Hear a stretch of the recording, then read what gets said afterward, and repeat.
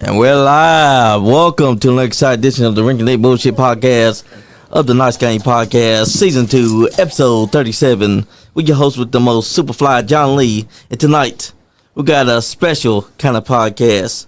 But first, let me introduce my co-host of the evening, because we got a stacked room. We got to my left, we got someone who backdoored her way into the studio today. She found the keys and somehow got in here and said that it's appropriate that she be here. We got Calamity Jane. Thank you. The backdoor queen, as I've been told that I've been called. Now, apparently, don't Google it. Of course. It's foul. And then, to her immediate left, you see the man, the myth, the legend himself. You see the one, the only, the wrestling encyclopedia, Sean Johns. That is I. Hello. And over to his left, we got, at the far wall, we got the bearded one. We got Big Beard Dudley. What's up, podcast world? And right there in front of our man, the bearded one, we got Killian the Kid. What's up, podcast? And then to his left, we got someone who's returned to the studio after so much time away. We got the one, the only, Andrew Dubranin. What? And behind him, What's up, buddy? Thank you so much. heck yeah, we got King Dogbot here, and he's back with the hot dogs. He sure does love those. And then behind Andrew Dubranin, you can see on camera, you can see the intern, Emily Rose. Hey! Wait to the camera, not us. And now to our guest of honors, we got another podcast in the house. We got Headlocks, Hills, Havoc Podcast. We got J-Mac, the legend, and we got to his immediate left, Uncle Sam. What's up? How y'all doing, guys? Doing great. It's a beautiful day. Like I said, we're happy to be here. Appreciate it. Take it away, Jane. Take it away. What the hell am I doing? I'm sharing. Oh, You're well, taking it away. throw me in. So, guys, we appreciate you guys coming in and checking in with us. And we have an idea in place that, like, you know, there's enough room at the table for everybody. That's like, we don't mind bringing in other podcasts or like trying to put somebody else over. And there are some people that are just like so bent out, like anybody's Meemaw can have a podcast, but like when you bring other people in or like you have meetings with other podcasts, like there's enough for all of us, I think, you know. That's right. So I appreciate it. Like I said, I mean, like we're kind of new to the game. Only been doing this maybe 6 months at the most, you know, so we're willing to learn and try to take in as much knowledge as we can get. Like I said, so I mean, we really just appreciate everything that y'all are doing. You know, just giving us time to shine. Like I said, I mean, because we love wrestling just like everybody else, and that just was kind of brought us together as friends. And we've been, I'd say, probably about 20 years watching wrestling at least. that's awesome. And what made you guys want to decide to like specifically like do a podcast? What was the moment where you guys were just like, we should get on this. We should probably do something. Well, honestly, like we always debate and kind of argue everything when it comes to whether it's sports, whether it's politics. Like we're always kind of on the other end of wrestling, and our main That sounds familiar. yeah, and our Very familiar to me. but the biggest thing would probably be a Shawn Michael versus Bret Hart rivalry. Like I've always been kind of Team Bret. He's always been kind of Team Shawn Michaels, and He even works for Pepsi, and I only drink Coke. So this is very deep seated. it goes deep. It goes deep. And like I said, frenemy type. yeah. Yes, but this is And, one of my best friends, so you know. Hey, you need to get a little closer to the mic. I can't hear nothing. I can't hear. Yeah, That's all right, brother. Can't hear shit. We're making do with what we got today. I don't scare people. Yeah, I mean it just what was it? Arby's back in the mid '90s. We started talking about the NWO and everything that was going on there, and it's just been ever since then. You know. What's up, Bobby Blade? Bobby Blade. Bobby! Sean brought out a really cool factoid last night on the show, and it was that there were 79 different members of the NWO. And From 96 of course, to 2002. which I didn't realize. I knew it was bad. I didn't know it was that bad until he was like, you know, you say this number 79, you're like, holy shit. So, a personal favorite. Do you have any personal favorite standouts or unsung heroes of the NWO that you guys want to talk about? Legend, I'll let you go first. I know that's your wheelhouse. I already know how you feel about Brett and Sean, so I'm not going to say I'm judging you both, but I'm judging you both in different ways. So It's all right. that's all right. I'm Team Brett. As far as standouts, like, to me, the NWO more is just like, I like the original, just the original group. I liked it when it was small. I kind of agree with, like, when the Big Show done that interview, and he said that, one day I pulled up and there were like 5 limousines full of just everybody was NWO, so who else is for the company, And it just, I don't know, it grew to being too much. So, I mean, after the original group, it was just kind of like copy paste anybody into an NWO shirt. So, it was, after that, it really lost meaning to me. It lost its luster. Yeah. That's like, I think a lot of people feel that way about the Bloodline now. Oversaturation. It's a Yes. Bloodline fatigue, I guess, but It happened to DX, too. Yep. They kept breaking up, getting back together. Somebody was turning every other minute. I don't want to see that. I want to see, if there's going to be a faction like that, I want to see a faction that's like, and I hate to say it because it's really old school and traditional, but the Horsemen. Yeah. They were just always together. It doesn't Yeah. matter. We were talking about it on our show that I don't care what the match was. If it said that Arn Anderson or Ric Flair or some members of the Horsemen were across the ring from each other in a tag team match, whoever the big baby face in that match was getting turned on that match. That's right. And it was going to be because the Horsemen swerved them. Period. They just, that to me, that's a faction. that's a great. They're such a great stable because they it's like they metered that. They had it. They were like, let's not go overboard with this. Let's not everybody can be a horseman. Exclusivity, I guess, is kind of what made it look like, there was just the Horsemen. There was nobody else, and there was very few people that ever got in. You know what I'm saying? There might be, you might have every once in a while, of course, there's always going to be Arn and Ole. There's going to be a Ric Flair. I really didn't like when they tried to bring it back 2.0, kind of like the Evolution with, what's his name? Benoit, Malenko. Yeah, all that. It was just... I get that. It kind of lost, like, what made it special. Now, I did like Benoit. Like, I think in WCW, I think he fit perfectly. But I think when they tried to bring him over to WWE or WF at the time, whatever you want to call it, it just didn't work with me. Just my opinion. Like I said, that's just... Heck yeah, man. No, I feel it 100%. It just felt more elite. It Yeah. felt more special. And I think that's the thing, too, is like nowadays you have stables, and it's like anybody can join up. Just submit your application. We'll accept you. But like with DX and NWO, man, it did. It absolutely got completely out of hand. Like everybody. Like I've been saying, oversaturation, they had jobbers, 79. And you have a good point too, Jane. Like at one point it was like overused. Like it no longer was the faction that we all grew up thinking was, yeah, this is hot shit. But over time, it's like Eric Bischoff only had that one good ideal, and he kept on going with it. Yeah. Killed it. 79 members, that's horrible. And I didn't even know that until Sean pointed it out.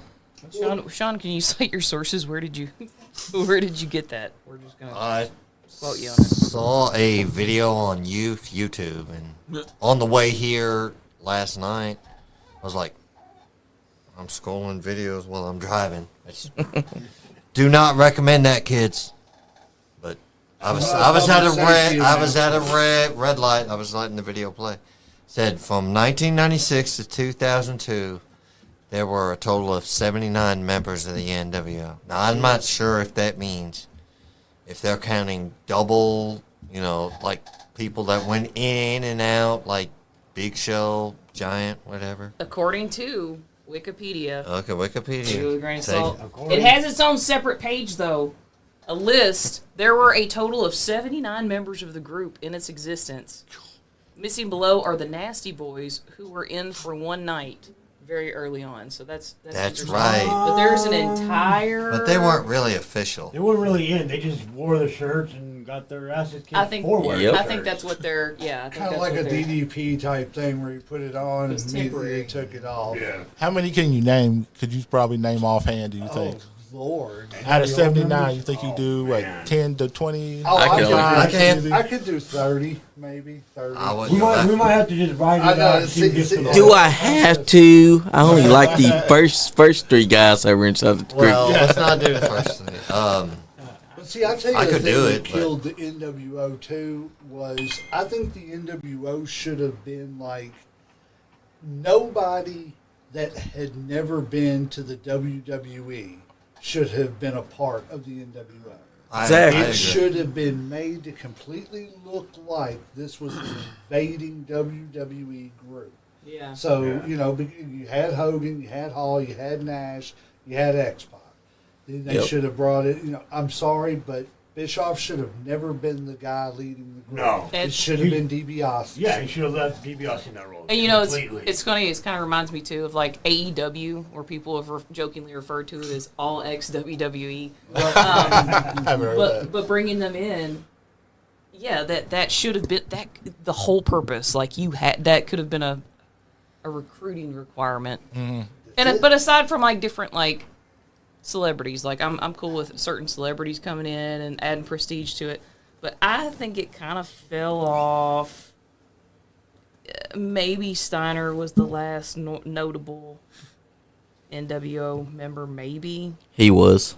But then after that point, it's Lex Luger, Sting, Stevie Ray, Horace, Disco Inferno, David Flair, Bret Hart, Jeff Jarrett, Ron Harris, Don Harris, Medaja, April Hunter, Tylene Medaja. Medaja, Paul Shock, Shakira. What? Yep, Shakira. Shakira. NWO? Not the singer. Oh, come Yeah, on. I was like, Shakira. where was I at? I missed that. I'm upset about that. Mark They were Johnson, one Booker of, T, and Shawn Scott Michaels. Steiner's. I would have joined NWO women if that he Shakira hung was out there. with. Okay. Yeah, So just to clarify, this list was not compiled by Scott Steiner, right? Because we don't want to use Scott Yeah. Steiner math. no. Hey. It's significantly less than 79 people, too. But, of course, it starts off with the originals. Scott Hall, Kevin Nash, Hollywood Hogan, Ted DiBiase, Giant/Big Show, NWO Sting, 6/X-Pac, Vincent, 7. Miss Elizabeth, Nick Patrick, Eric Bischoff, Buff Bagwell. Then you kind of get into, like, Mike Wall Street, Bubba Rogers, Scott Norton. I like Norton. Then Randy I like Savage. The So it was out like, there for a and paycheck then Dennis guys. Rodman, and then Conan, Kurt Hennig. Fantastic. But Rick Right, Rude, right. Dusty Rhodes, Brian Adams, Scott Steiner, Disciple, Lex Luger, Sting. And then it just kind of, in my opinion, that's kind of about the top that we were like, well, That's right. this isn't cool anymore. I think my mailman was in the NWO. Sean's mailman. Man, I believe that if Shakira was a part of the NWO, I would have joined it. Shakira. Look up Not the Shakira. one. Not Oh, Shakira. Yeah, man. hips Different. don't lie, Shakira. I mean, you never know. Exactly. Because if Dennis Rodman could be inside it, anybody could have she been. could do it. I'm pretty sure there's an AI video out there of her with the NWO Oh, sure. body slamming somebody, putting them through the mat. I saw guarantee an you. AI video the other day of Mr. Rogers Oh, in yeah. NWO. That's so horrible. Him and Bob Ross going at it. They He are had an NWO shirt. Killing me. They I'm dying. Anything's possible now. Anything. I I had one guarantee of you. friggin' Betty White. I saw that one. And if you do see it, her hips don't lie. So, you know. That's right. The hips don't lie. It'll be for real. So. Mesmerize. We actually have a Nice Guy Andy NWO shirt. If anybody's interested in that, go buy our shit. NWO.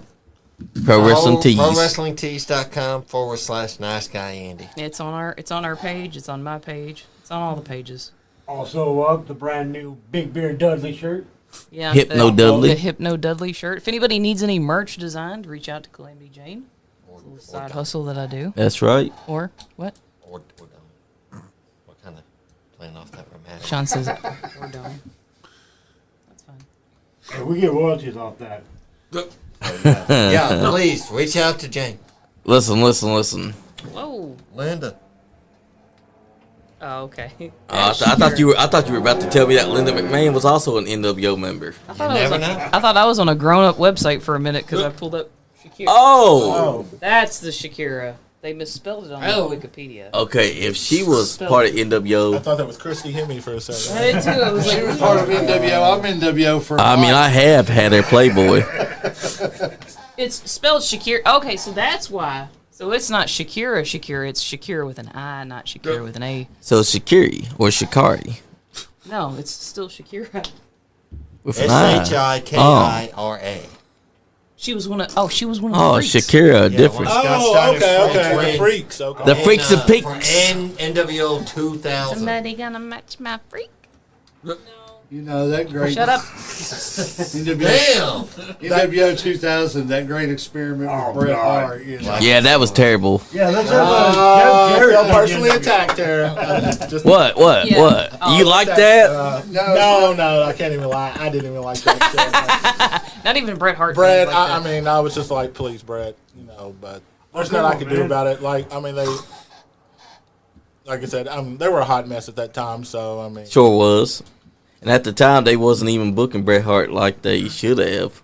And plus, guaranteed contracts, so I don't really think he gave to. I mean, he gave a fuck, but he didn't give a fuck. I mean, he was still cashing checks at the end of the day. Man, after he got kicked with Goldberg, he's like, fuck this company. Done. Yeah, let me go sit on this couch real quick. Let me get these checks. I don't Trust me, we've all heard for the last 30 years how much he said. Fuck this. But here's the funny part. He forgave Bill Goldberg, but now he's refrained on it. Where he wasn't mad at Goldberg.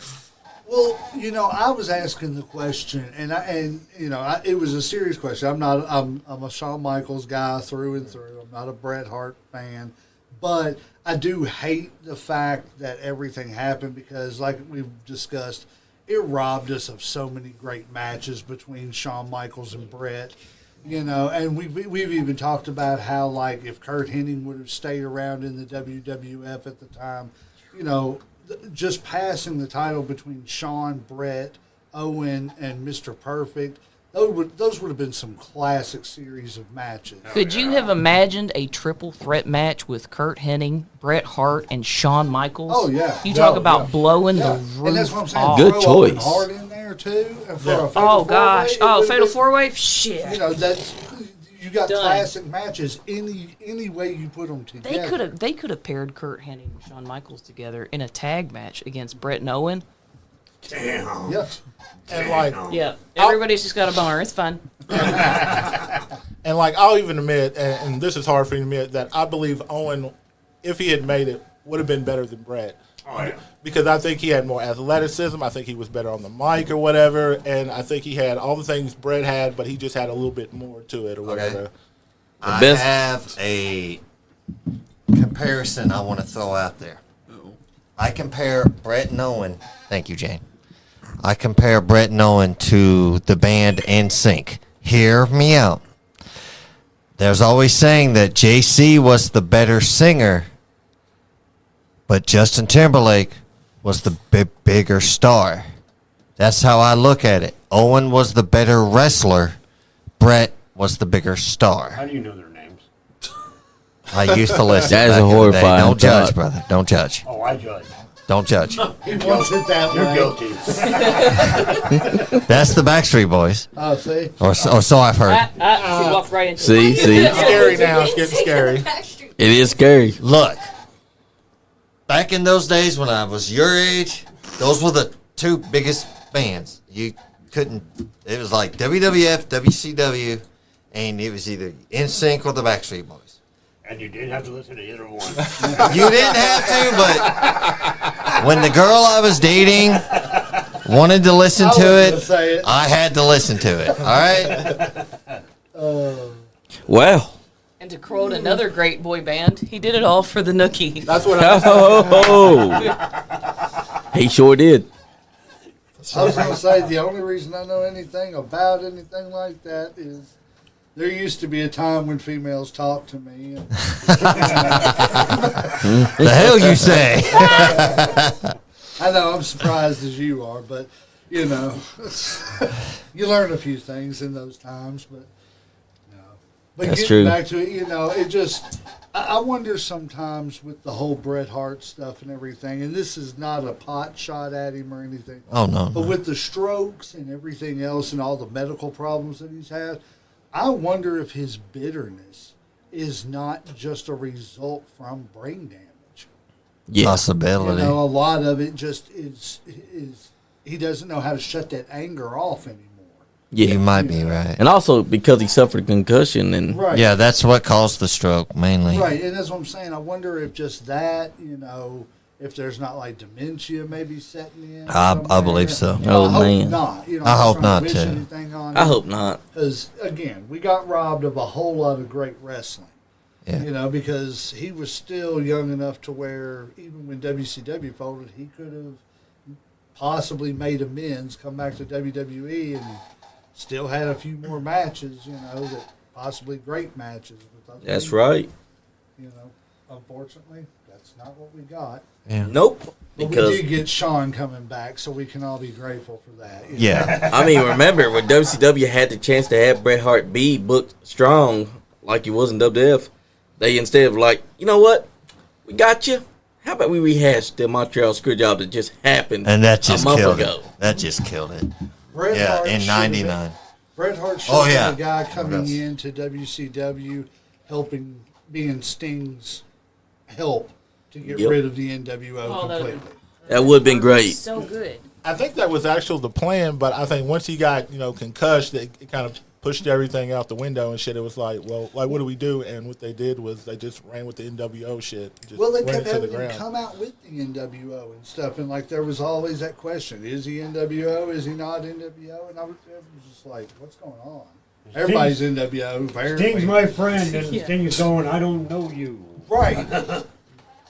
I don't know the creative back then. The way that they did, though, it should not have been Bret having to rehash it. They should have did what was originally planned.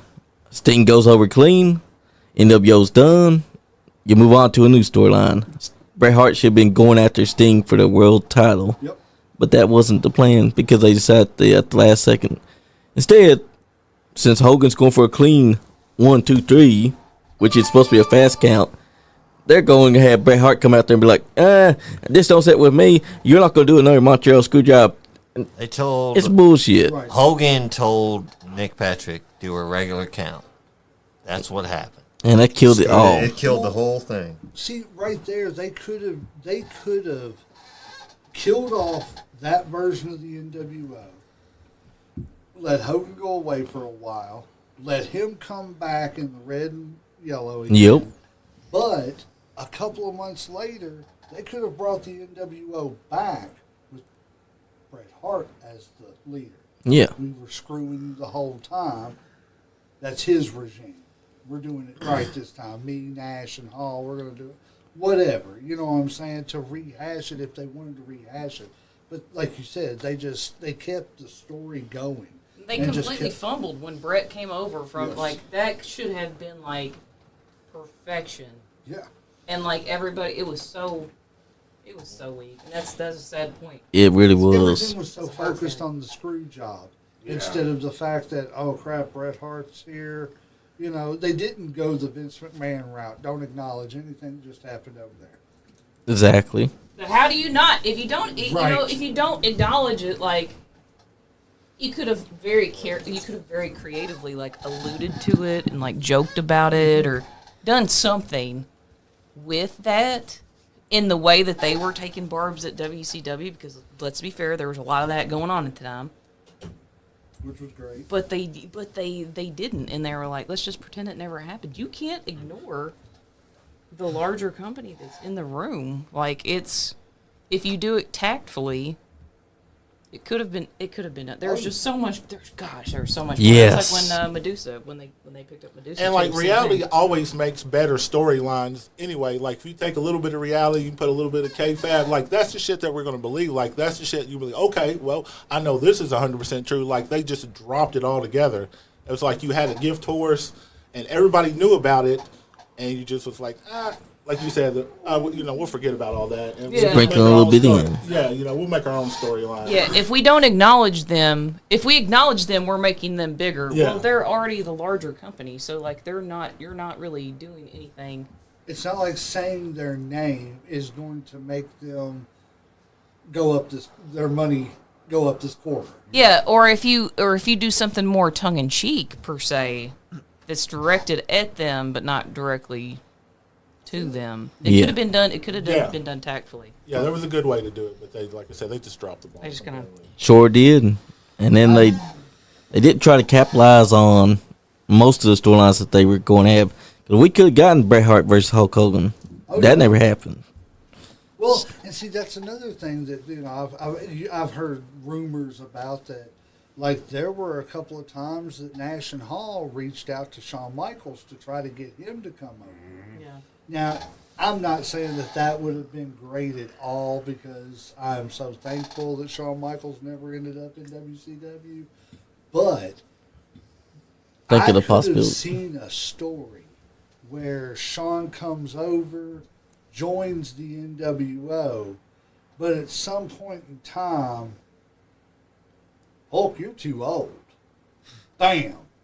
Yep, super I'm the kick. new leader of the NWO. Me and my boys, the Clique, we're running the show now. Something to that Yep. effect. That would have been great. Kind of like a new NWO Yeah. type deal. Yeah. The funniest thing, though, is that the NWO and DX are both born from the Clique. Yeah. Because they're both Clique factions. That is true. I never really thought about that, honestly. And I don't know. It just, to me, there's so much more that could have been done with the NWO. Oh, yeah. That just, I was watching some old Nitros and stuff, and even watching it like that, it got stale. Yeah. Watching that weekly, I was like, God, it's just them hitting the ring and beating everybody up. Yep. And this is like the 5th week in a row, and nobody has come out here to do anything. Imagine how I felt when the NWO Wolfpack would look cool, but they were doing the exact same promo every week and every month. Yeah. Until the finger poke of doom instant merged them back together. But a fun fact about the NWO, we were just talking about Shawn Michaels. Shawn Michaels was actually, I'm going to pull a Shawn for a minute because he's out of the room. He's going to hate this. Yeah, wrestling. He was actually the last official leader of the NWO, according to him. Hell yeah, he was. That's right. Yeah. Learn Right something there. new every day. Hell. Yeah. Shawn Yep. Michaels, the last, if you go to Wikipedia, because they have it in like a little chart when everybody entered and the years that they entered, and the years if they were a leader, if they were a member, what have you. And Shawn Michaels was the last member in the late 2000s. And Yep. it looks like it would have coincided with the time X-Pac, I guess, like they did a thing. They ran it back a little bit. That's kind of cool. Yep. And also Booker T was getting all jealous about bringing Shawn Michaels in. And then what happened? He got super kicked by Shawn Michaels. That was the night that Shawn Michaels officially made himself the leader of the NWO. Wearing that backwards flat cap of his that was leather with the NWO on the thing. That was a stroke of genius. I don't know. I know all the problems that were caused behind the scenes and stuff and everything by Shawn. And not just Shawn, but just the Clique in general. Yeah. And What, you mean the favoritism? Well- Being Vince's boy and his pet? Being Vince's I boy. He's saying it right. It's true. It's true. Uncle Sam ain't holding back. It's one It ain't nothing I ain't said before. Yeah. Look, duck you, all right? Duck Yes, you. his No, boy. but, Hey, that's also Leroy the Duck. Leroy the Duck says duck you. Yeah, that's right. And the dog god. Bow to the dog Like- god. Yes, bow to our dog god. But I get the whole. I'm over here looking at the dog now, like trying not to Like bounce. the dog's going to help you. It ain't- Right, help me, Even help if me, you pray, dog, he will help not me. help you. But like I get the favoritism and all the problems that were started and everything, but I also kind of understand why they were doing it. And yes, it was selfish for themselves, of course. They were trying to guarantee their money, guarantee their spots. But at that time, no, they were kind of doing what Jesse Ventura wanted to do in the 80s. Yeah. They were trying to unionize? Yeah, they were just trying to bring a Unionize. group of boys together that were going to say, this is how we're going to work. This is, we're But wait. independent contractors. Who would be the Hulk Hogan to snitch on him? In the 90s, to snitch on the clique, Yep. The Rock. yeah, The Rock or Bret Hart, Oh, God. Oh, man. He just threw Bret Hart underneath the bus. Anything bad that ever happened to the clique or Shawn Michaels, it's got to be Bret Hart's fault. Of course. But that is exactly what they were doing. They were trying to create a unionize because the clique was running rapid back I don't then. know that they went about it the right way or anything like that, using the politics and stuff like that. But, I mean, I understand what they were trying to do. Did it help in the long run? Well, look at the state of wrestling now, guaranteed contracts. That's right. So, I mean, sometimes bad things come, or good things come from bad situations. Yep. It sucks, but And anybody that's taking a look at like the WCW, like the salary Excel sheet that's very readily available of what everybody was making in those final years. Holy shit! Like, how is that financially sustainable? That's not financially sustainable now. Yeah. You know Exactly. what they were paying Macho Man, what they were paying Hogan for them to just kind of show up and be like, Well, they they're get like $1 million a Steve. year. "Oh, it's Over. Oh, really? By the yeah. by the end. By the end, yeah. And the worst thing was that not only were they getting paid that money, but they had guaranteed creative control Oh, yeah. over everything that they did. So that meant that guys like Nash and Hogan could be like, I ain't putting this guy over. He's a joke. I'm going to go over this man right now. And I think that hurt the company more than the money. Sure did. Because I got news for you. TBS is still on TV. TNT is still on TV. So Yep. Turner Broadcasting is still making money yeah." at the end of the day. WCW went defunct. How come? Because every wrestler was allowed to say no. Yep. And that's what happens when you let the inmates run the asylum. Exactly. Facts. It's one thing to right, tell a 11. wrestler. See you later, that's Emily. It's one thing to tell them, hey, we can discuss. See you later. It's one thing to tell them we can discuss what's going to happen. It's another thing. It was nice to meet you. But it's another thing to tell them that you can tell me, the promoter, no of what I want done in my ring. Yeah. Right. No, that's not how it works. And that's a problem with that because when you're a wrestler and you're contractually obligated to be there, you need to be okay with saying yes. Because if you say no like that and you're taking everything into your own hands, you're killing the company. You're not helping them. You're not being an asset. You're basically being a detriment to them. You're killing yourself, too. Yep. Because who wants to work with somebody that's difficult to work with? You know, Calamity was talking about it earlier. It's about getting Working with each you other- assholes. Oh, come on. I'm kidding. I'm kidding. But Go ahead, Jay. It's the wrestling. It's the wrestling business. Yeah. It's not about wins and losses. It's about getting each other over. Yep. You know, if you look good, we'll look good. You know, if he looks good, then you'll make him look good, and vice versa. That's what it's about. Help each other out, get each other over. And that's why WCW failed because they let these guys have so much creative control that they were not helping the young talent get built up and definitely not helping new stars to be created. Wow, what does that sound like? That sounds familiar, like something else that we might watch. From time to A&W. Not A&W. Not the root beer place with the badass cheese curds. We're talking about. AEW. Josie made that joke all the way home last year. Burger That's and where a we went. chili dog. Yeah. We went there a couple of weeks. But Those damn burger cheese. in all seriousness, like in my mind, that's like what I pick up on when I watch that. Sometimes it's because I'm like, Chris Jericho is like, who the hell's cheered for him in like years now? Yeah. But you know he probably has some sort of a Hogan-esque. This is just my theory that he has some sort of creative control clause in his contract, Oh, and that's most the definitely. reason that he's been there as long as he has. I Exactly. think that was one of the driving forces of him coming here, was that he got a lot of.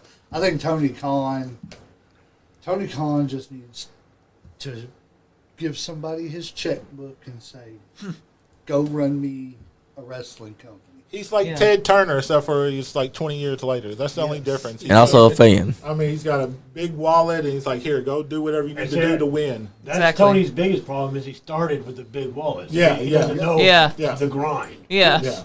And not only that, he doesn't have enough actual wrestling people around him that know how to do wrestling. Well, not that he would listen anyways. It's true, and that's the thing. You got to be able to be smart enough to say, I don't know everything, so let me get myself out of the way and ask questions. I don't know why he doesn't have Kevin Nash, Mick Foley, people like that on his payroll that they don't even have to come. You're right. See, the thing is, just let us call you and say, hey, does this story sound good? Well, he has those people. He has surrounded himself with those people, with Chris Jericho, with Mark Henry, Jake Roberts. Oh, well, look at this. But he's not utilizing those people in the right way. We got a special guest in chat right now. Party Man Cam said, hey, what's up, everybody, except CSI KFC. Party Man Cam. CSI KFC. Man. But you're right. This is what happens when you surround yourself with yes men. Legends who think they're supposed to be veterans that will help the young talent, but instead, they're helping themselves. A prime example.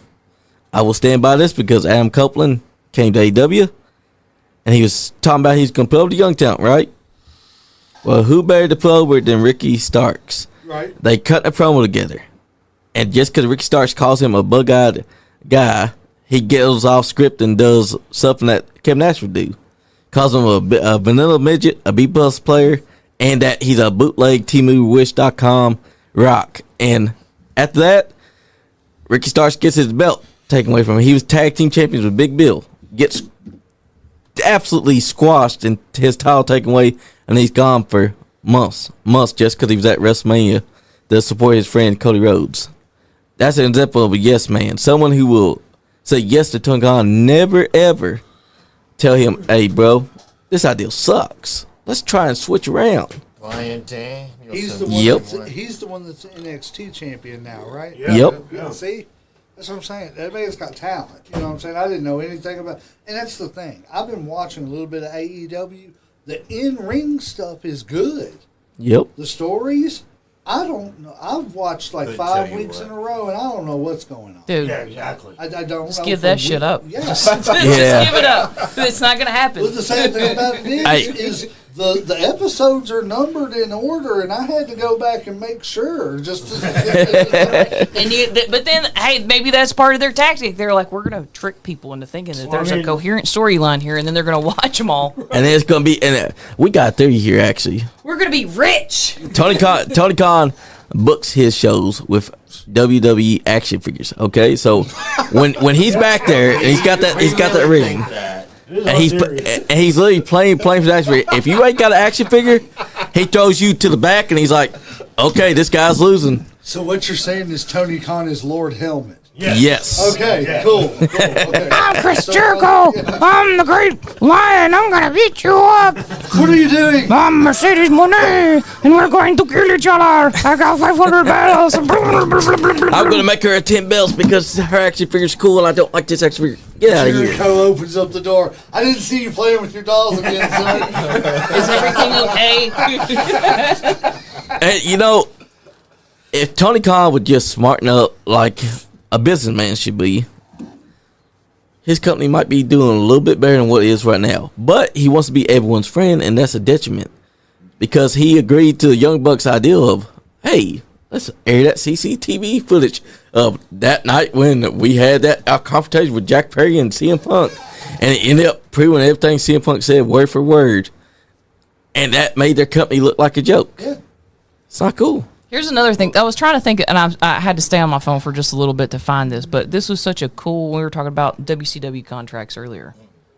Okay, some people shit on Scott Hall and say he didn't play the game right, but he had it negotiated into his contract. There was a clause that if they brought anybody else over from WWE/WWF that were able to sign a bigger contract, they had to match Scott Hall's contract to that new contract. Yep. So that Nice. guaranteed that nobody else that was signed on was going to be making more than Scott Hall.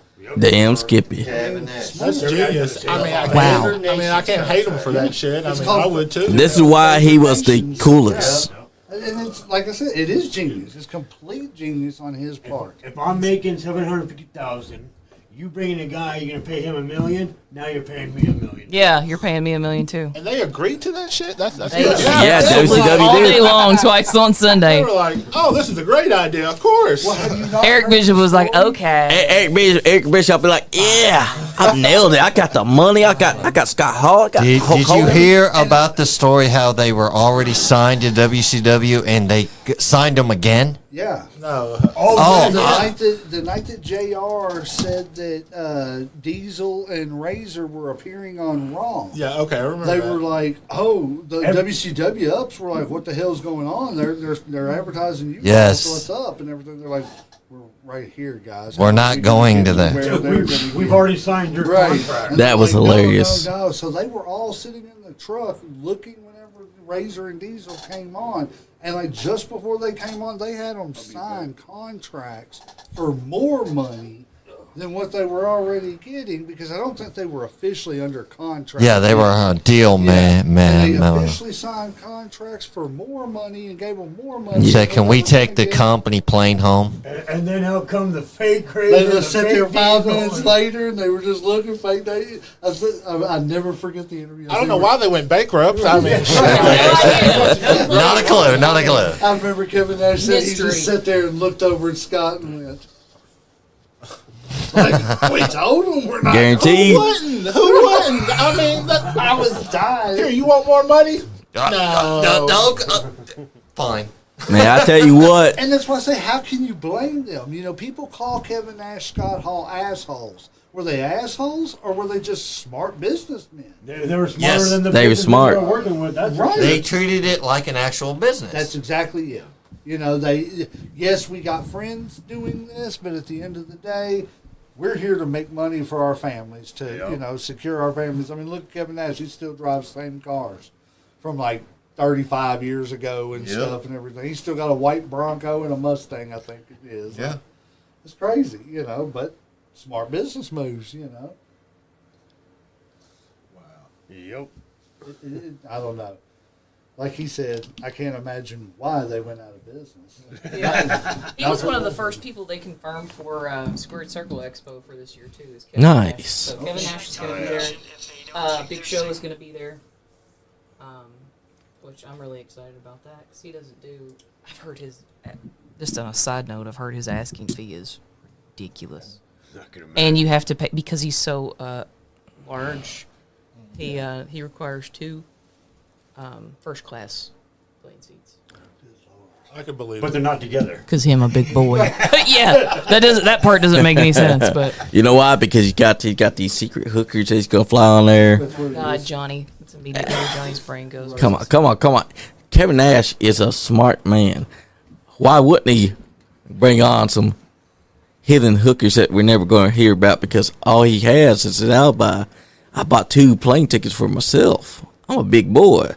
I'm not going to be using them for just me. I got someone else in mind. All Pretty I'm smart. going to say is, I look at Kevin. My favorite basketball player is Larry Bird. of all Yep. time. Nice. Great one. Celtics fan. Of course, Uncle Slam over here. He's Lakers. Laker fans. Yeah. The team that doesn't have as many championships as the Celtics. But we'll get into that some other time. But no, my favorite player is Larry Bird, and you're talking about Kevin Nash and everything, and him being smart, and being on the road and stuff. All I'm going to say is, I don't know if it's smarts or if it's stupidity with his wife, but when Larry Bird got on the road and figured out he was going to be a basketball player Yeah. and traveling a lot, he went and got a vasectomy done. And I'm just going to leave it at that. Smart man. Seems like Kevin Nash is on that level of intelligence. He learned from the best. But no, wrestling's great, man. Wrestling, I don't know. I've watched wrestling since my first I can remember was Hulk Hogan taking on Hercules Hernandez. Nice. In primetime wrestling. There you go, man. That's some classics right there. He's taking it old school. It's just I was sitting here just thinking to myself, what was my first memory? What's the first thing I remember? And I remember sitting in my mom's bedroom, and all I remember is seeing Hercules military press Hogan, and I was like, oh crap, that's a big dude. He just picked up over his head, and the next thing you know, Hulk Hogan's hulking up, and I'm losing my shit, as any kid would and everything. Heck yeah. What about you, Uncle Slam? What's your first big memory of wrestling? Oh shit, I'm old. Let's see. Probably Saturday night's main event. Probably because I was poor, so I really didn't have much, like I said. So it was like you only had 4 channels, and that was the only one wrestling would really come on. So that's probably my introduction to it. And then later maybe a little rock and wrestling, in the morning time. Yeah. Oh, yeah.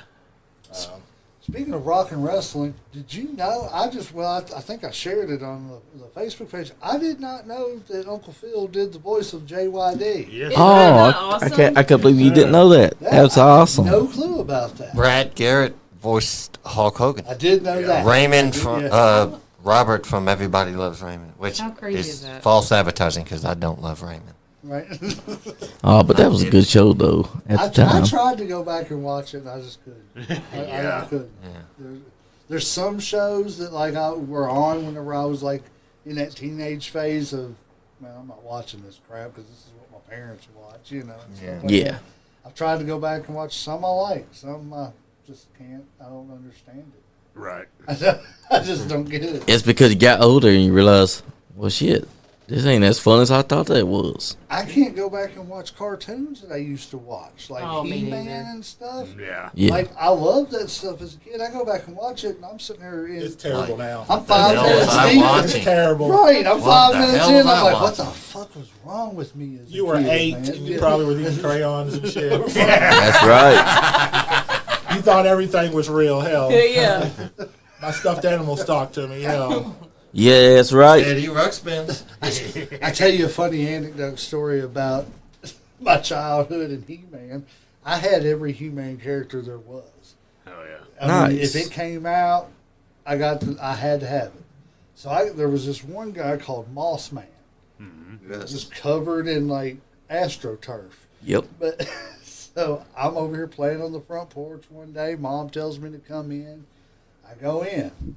I get my bath and everything done. I'm sitting down playing with my He-Man and everything before bed, and I get to noticing Moss Man's gone.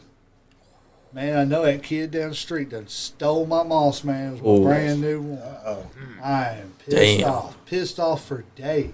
Haven't seen this kid for 2 or 3 weeks.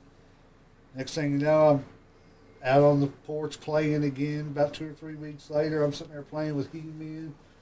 Next thing you know, I'm being watched. And I know I'm being watched, and I'm starting to get scared.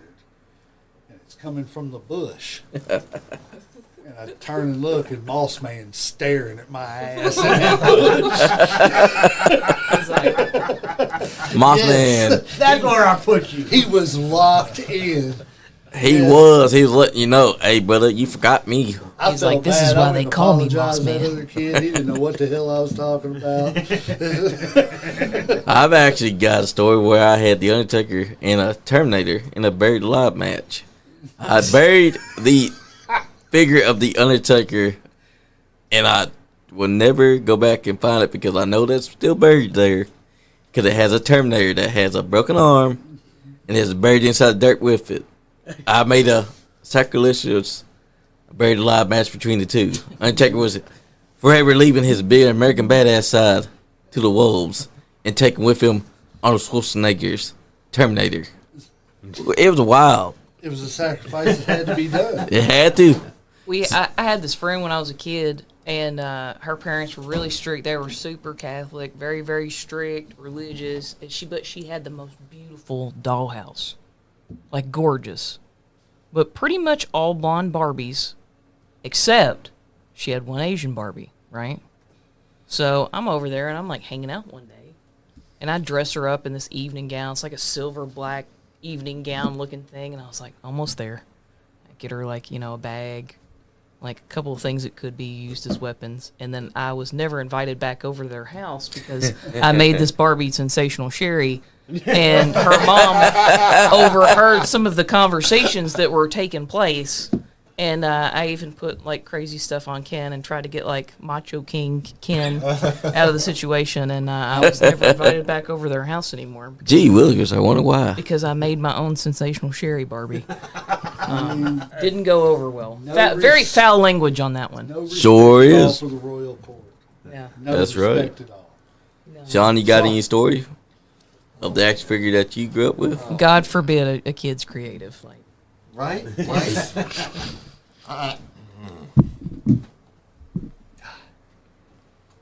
I've forgotten so many about my action figure stories.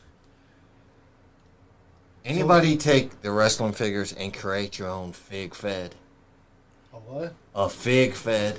Oh, a yeah. figure federation. So I was Like, getting got, ready you to... got notebooks, at least I did, of your roster, your championship rankings, I and all was this getting other ready stuff. to ask, did nobody else take their G.I. Joes and Done it. turn them into wrestling? will you take I the have. part out? Well, no, Yeah. no, I mean, just, I have. Yeah, I've Used mixed them as and matched wrestlers. parts. Yes. But you just said, okay, this is Sergeant Slaughter. Yep. This is Sting. That But was my. Quick Kick was my great Muda.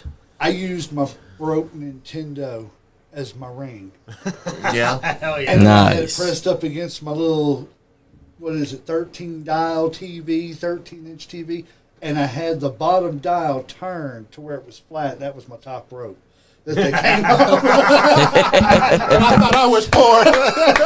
Right? Buddy, I was Man. right there with you, man. It was that rubber. I Let the used, young Vaughn say we're going to split these plums or not. I used my G.I. Joe, but I had the Hasbro ring as my ring, but I used my G.I. Joe. I didn't use the Hasbro figures. I just didn't like them. I like the G.I. Joes, more articulation. The more ones that didn't bend, that were just No, rubber. the ones. Oh, yeah, no, yeah. no, not the LJNs, but the Hasbro's the one that kind of like had the arm. You can just pull their Oh, arm they were back. plastic. Yeah, Yeah, yeah, those ones that okay. came out in the 80s. Once you press down, they jump at you. Yeah, or something like whatever, that. Yeah. Okay. I had those Yeah. before the after the LJNs. Before that, Nice. I would use the ring, and I'd use my GI Joes as my wrestlers. I even had a Street Fighter. I had remember Honda from Street Fighter 2? Yeah. That was my Yokozuna. Okay. Nice. And everybody would be like, "Oh man, you got a wrestler in here mixed in with your GI Joes." No, I don't. I just got. It's got Yokozuna, man. Hiroki Goto is going to be a great E-Honda, by the way. He's signed up to do the Yes. E-Honda and Yes. Street Fighter. Nice. But Yes, he that's will. about what I would do. Wrestling was just my gig. I didn't care. You guys are so lucky, though, because, like, you had rings and stuff, and I'm over here trying to reenact the Shawn Michaels and Marty Jannetty barbershop kick with Barbie dolls. Like, old Stacy's getting kicked through her window. You know what in her kind of ring? house. You know what kind of ring I had? The monster ring. Okay. The rawest wore big black monster ring that was about this wide, like this, big old ropes. I'd have a 40-man Rumble before it ever existed in WWE. I even created a shooting star headbutt, and then I saw it happen in real life. I was like, "Oh shit!" Yeah, but the one you created and the one you saw in real life were two different versions. Mine was better because mine. Johnny did his off the top rope. I seen him do that with his figures. You were talking about reenacting the Marty Jannetty, Shawn Oh, yeah, Michaels we all- barbershop. That is absolutely. I was listening to a big bunch of clips of Bobby Heenan, and that is absolutely my favorite when he's talking, and he's like, "Look, Marty Jannetty was so scared he's trying to run Jump away." through the window. Throw yourself through the Whatever window. it was. Bobby Heenan Bobby made it perfect. dying laughing, man. That man had comedic timing Oh, yeah, like no man. other. But when he said that, I don't know what it was. I believed it. I've heard it 500 times, but I was listening to that clip, and he said it, and I know I sat there for 10 minutes dying laughing. Oh yeah. I was like, why has this never just hit me like this before? But He said, "Look, Marty Jannetty's so scared he's trying to get out the window or trying to run away." I was dying. I love Bobby Heenan. And old big shot Sean over here, he actually got wished happy birthday the other day by Addie and Marty Jannetty. Oh, okay, cool. Thank you. Brag about And it. he rubbed it in our faces. He did. Hey. I just said it happened. Look, How's that rubbing it in? if something like That's that happened to me, I'd be rubbing it in a little bit too. I'd tell everybody.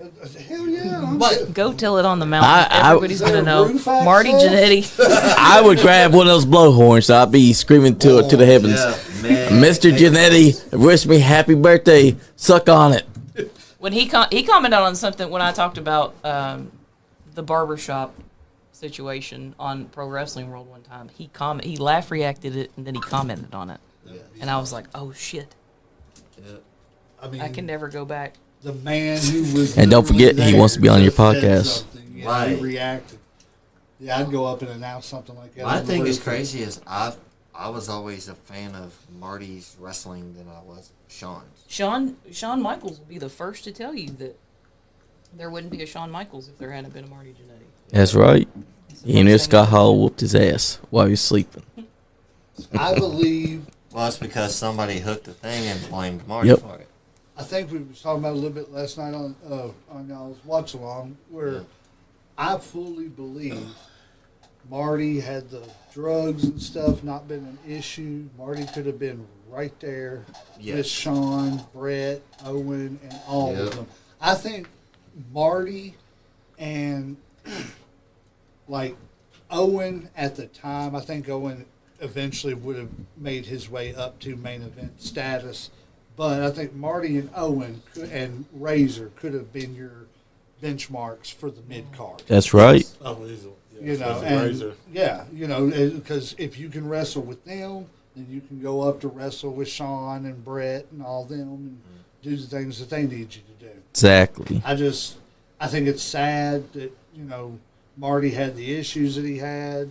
I think a lot of, you know, if it's hard to determine with Marty what's factual and what's not factual. Yeah, because he likes to fabricate sometimes. And I think a lot of that is probably substance Yep. induced, you know, but. And he may believe it. No shame, because I'm a huge Marty Jannetty in-ring fan.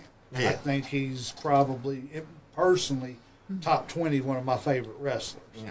You know, Yep. just personal wrestlers. But I just think had, like, the stuff that he talks about happened to him as a child, you know, and At on the into. bowling alley. Yeah. Yeah. I mean, you know, if all that's true, you know, I can understand why you would turn to drugs and alcohol. Same thing with Scott. Especially especially in the wrestling world back then. Yes. Yeah. You know, because the wrestling world back then was all about hit the road, here's some booze, here's some pills to stay up. Yep. Here's some pills to go to sleep, here's some more booze to go to sleep. Here's You know, God knows what else. Right. You And know. wild ribbons. Yes. I think God did a lot of that's changed in the wrestling world too. Yeah. Yep. That took look how many great wrestlers we lost because of Yeah, we lost tons. that lifestyle. But I think it took them that happening before they took it serious. You know, because before, you know, when they had the whole steroid shit, that, you know, after that, all that was some bullshit. Like, they didn't really care. They put, you know, the health and wellness thing into place, and it was a joke. That was after the Yep. Yeah, and I think it was just they just did it to kind of, you know, shut some people up. But I think once you started losing some real superstars, some talent, they were like, okay, man, we really got to kind of start checking this a little bit because this is starting to hurt the bottom line. Yes. Yeah. And it's starting to make us look bad. Exactly. And you were mentioning about this gobbledygooker. I want to hear about this. Don't you love it? Hey, no. I told them about your love of the gobbledygook. Oh, So they wanted to talk to you about the gobbledygook. Yeah. Big fan? You big fan? You big gobbledygooker yeah. fan? What brought that up? We were doing the episode on. Who was it? Bad gimmicks. Oh yeah, Like horrible gimmicks that just like. Thank God it didn't go there. Yeah. Like, thank God the gobbledygooker was the gobbledygooker and not the Undertaker. coming Or out of that Eggman. egg. Yeah. They were going to tease it the hell out of him. I don't care if he was Eggman, if he was Undertaker. There was nothing coming out of that egg that was ever going to fly. There was, and the gobbledygooker is the number one, exception. But yeah, I think we had about a 5-minute laugh. Oh yeah, the coming out that because the Vipers had never heard of it. Or whatever. She had never heard of it, and then what was it? You got tongue tied trying to say it and everything. It just the gobbledygooker was. It was about a 5-minute, escapade. I'm surprised they haven't brought that back in wrestling yet. I mean, honestly, I don't know if Hector Guerrero could do it anymore. Give him time. I mean, I kind of see creative going that way. They did a few years back. The Gimmick Battle Royal. Gimmick Battle Royal at WrestleMania 17. Poor Hector Guerrero, though. Hey, right. Hey, he got a hell of a payoff, I'm sure. He's true. No, I mean, he'll always be known as the worst gimmick ever. I mean, that's legendary. Hard to walk away from that. His last name's Guerrero. Yeah, exactly. And they also brought in, I can't think of his name. They had, for a storyline, they had Maurice be the gobbledygooker for one night. Gobbledygooker. I'm just really curious if his name was supposed to be the gobbledygooker, or if that's just the first damn thing that Gene Okerlund could think of. Don't tell me you're the gobbledygooker. Yeah. I guarantee. Right. He just was like, I'm wondering how Did he much give it a creative control Vince was in his ear going, just say something, damn it. Yeah. Just say something. I guarantee that he got a little bit annoyed about this egg. I don't know who didn't put that cigarette out at Royal Rumble 92. Right. Hey, put that cigarette out. Anyways, Ric Flair, congratulations, you won the title. Mean Gene Okerlund was the king of going off script anytime something happened live that he cannot fix. I still laugh at what he said in WCW, the Natural Born Thrillers. He said to blow out your asshole here. I got guys that will take out your kneecap. Or even say, fuck it, we'll do it live. so it's the best. But the thing of it is, though, is I halfway believe that old Gene Okerlund does know people that could probably take out your kneecaps.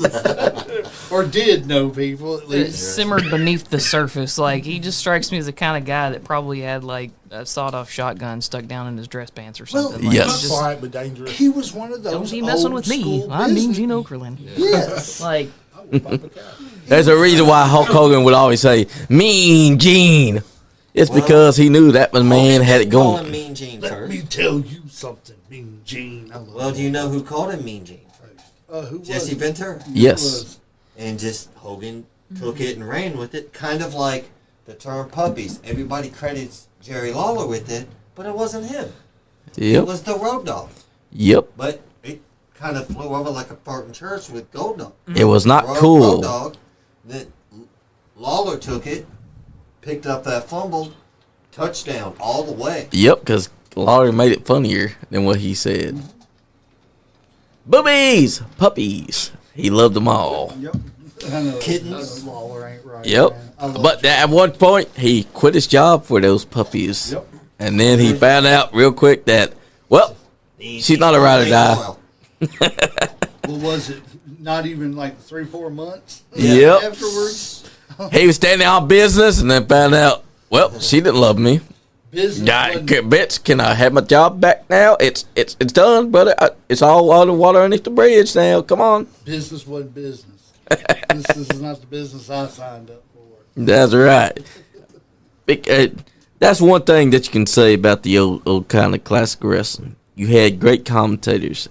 Like, take for instance, EWA.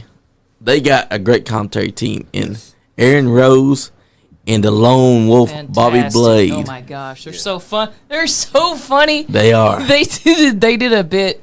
There was a guy. He was in the ring, and he was worried about his mouth guard.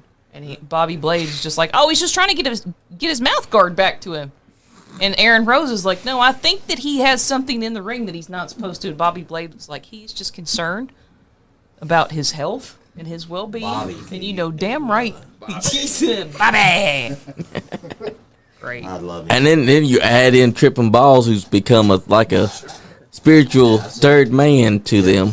And he comes on there, and it's like a whole new dynamic when the three of them are together. You talking about Brant? Yep. Oh god, Tripping balls. Tripping balls, Brant. And from everything I've heard too, like especially listening to like JR's podcast and stuff, it's not easy to do a 3-man team. Yep. Because you're trying to play off of not just one other person. You've got 2 other people that everybody's got to play off each other.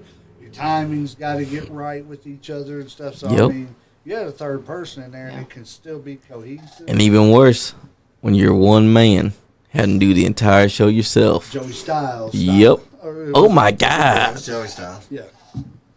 And that was literally his thing. He prided himself on being the only one to be able to do a one-man commentary team. Yeah. And anytime they tried to pair him up with someone in ECW, he would show that he was annoyed by it. Yeah. Hey, relatable? Just messing with y'all. No, this past semester I had to do intro to speech and debate, and I was just like, oh man, I've done this over and over and over again. And I got the first negative feedback that I'd ever had about that, and she was like, you went way over your time. You talk way too much. And I'm sitting here thinking, I do a podcast on Monday nights where I literally just talk to myself. Yeah. And I could do it for 3 hours, and never run out of shit to talk about. Right. Exactly. Especially if I put a mirror up in front of myself, man. I'm telling you. Man, it's good to talk to yourself because that's one pretty man standing back inside the rear mirror. I've seen you do that, Johnny. But when you start arguing with yourself, that's the problem. No. Yeah. See, I've always said Answering yourself's fine. That's fine. it's when you agree with yourself all the time. Yes. That's problematic. And then last night, and then every once that me and Johnny will get off on these tangents. They're pretty autistic. And like last night we were watching Batman. Yeah. It was just back to back, and it was like, did you know? We were watching Batman. Was it Batman Returns? Yep, Batman Returns. We were watching Batman Returns. We were like, did you know? And then I would be like, did you know? And then he would be like, did you know? And be like, and those back and forth. Facts, just spouting facts, talking about the comics. Didn't have shit to do with the movie or anything we were talking about. Yep. Stuff all the time. Yeah. You guys like comic? You guys big comic fans too? Hell yeah. Marvel, DC, Hell yeah. That's what I'm talking about. Do you like comics quite a bit too, don't you? Yes, ma'am. Yeah. Hell yeah. That's what it's all about because last night was just us watching Batman Returns and then we were just giving some facts about the comic books that never makes it into the movies because they try to shy away from the comic booky stuff. And I'm like, but that's the whole point of bringing them into live action was to bring the comic books to life. Yeah. Well, they want to, you got to sell it to the kids because that's where the money's at, obviously. Kids are the ones that drive when it comes, especially with Disney or like any company, it's a business first. And so, unfortunately, they're going to do what they think is going to make them the most money. And sometimes that means, straying away from the actual comics and stuff and kind of water shit down. I mean, there's a lot of stuff in like, say, comic book movies, DCU, that's like nothing like what's in the comics. And you're like, what the hell's going on here? Yeah.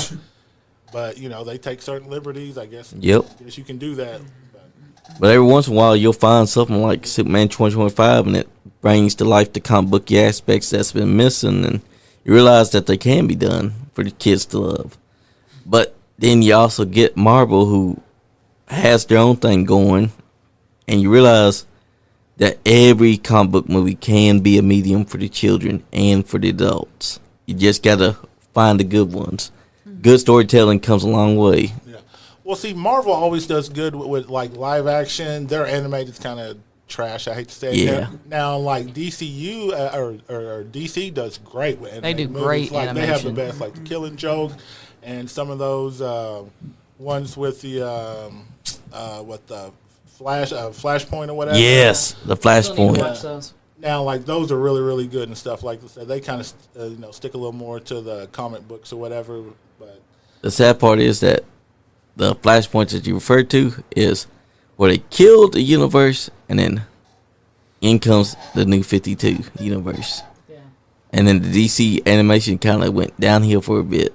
There were parts I of that mean, it that I looked good. liked, but man, there were a lot of things that took place in New Yeah. 52 that was just like, why would you mess with that? If it ain't broke, don't fix it. Like some people, like certain storylines and stuff.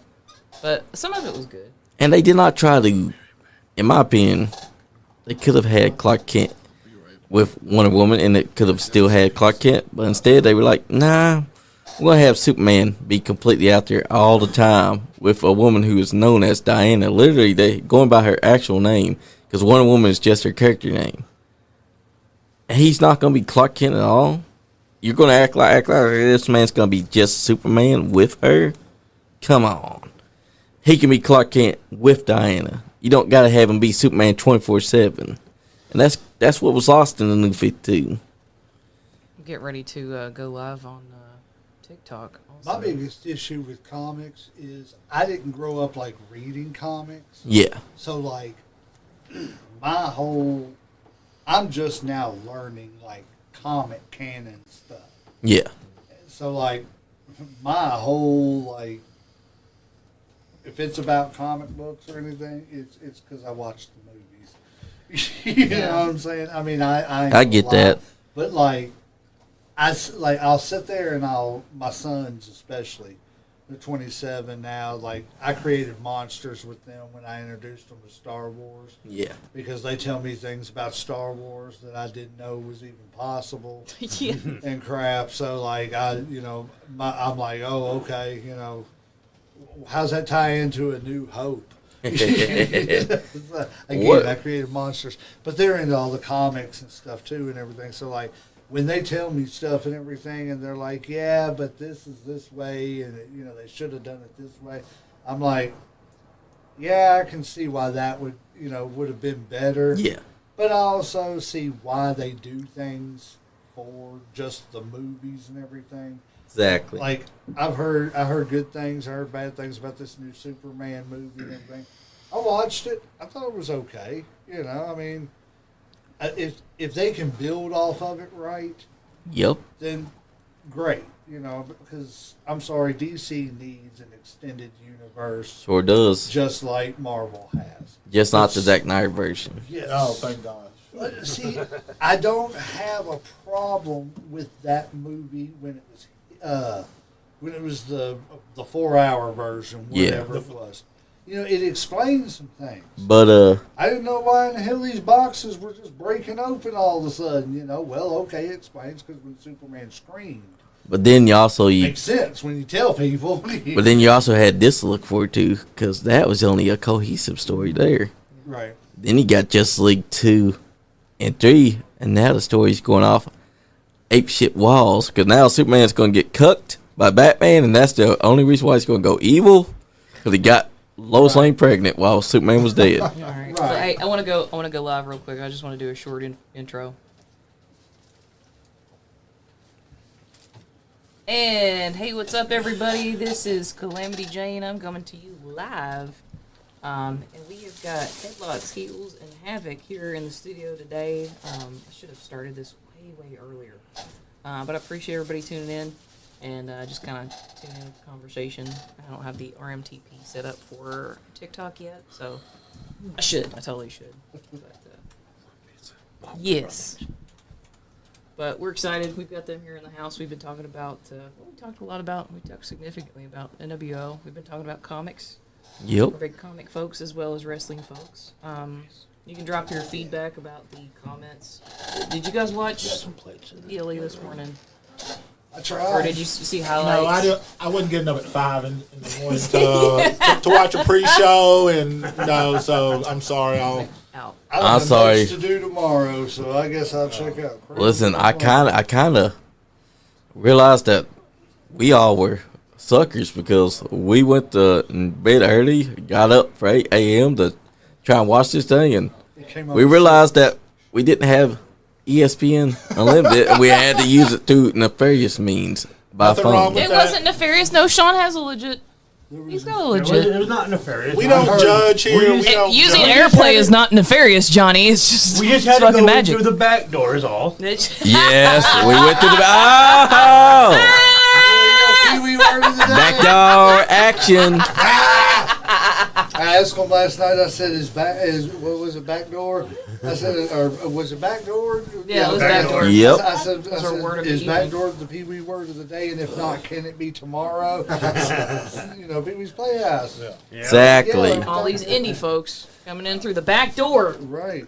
Man, they don't like it when they come through that back door, man. If that doesn't, if that hashtag in itself doesn't up your likes at least for one broadcast, Yeah. I don't know Hashtag what's right backdoor. in the world. Don't Google anymore it. then. Just Yeah, don't. Exactly. But now, going to the comic books, I got a question for y'all because, like, I've gotten mixed reviews about this. So I think I know where Uncle Slam's going to go, but the new Flash movie that just came out, well, Yeah. not just came out, but came out a year ago this past summer. Yeah. What did y'all think about it? Honestly and truthfully, I haven't seen it. you haven't seen it? I've seen it. say The only thing that I liked, I think you're getting ready to say what I. Michael Keaton's Batman. Okay. I like that they brought him back too. I like that they let him finish off his character the way Yeah. he wanted to. But it was not the character that we actually Right. saw in '89. Right. The only other thing about that movie that I really liked, I didn't think it was a horrible movie overall. I think it was just all the bad press that the Yeah. kid got and everything. But the thing that I loved about that movie was when all the universes were crashing together, and like you got to see Nicolas Cage as Superman. Yeah. And then I'm not gonna lie, like the 5-year-old in me, like was just like jumping to the roof when I seen Christopher Reeves as Superman And Helen down, Slater. Yep. and then I seen Supergirl from the '80s fly up beside him. I was like, "That's the shit, man! I don't care if it's AI or not. Yeah, that's the shit. Yeah, it was great. Hell yeah, it was. I mean, I thought that was done well.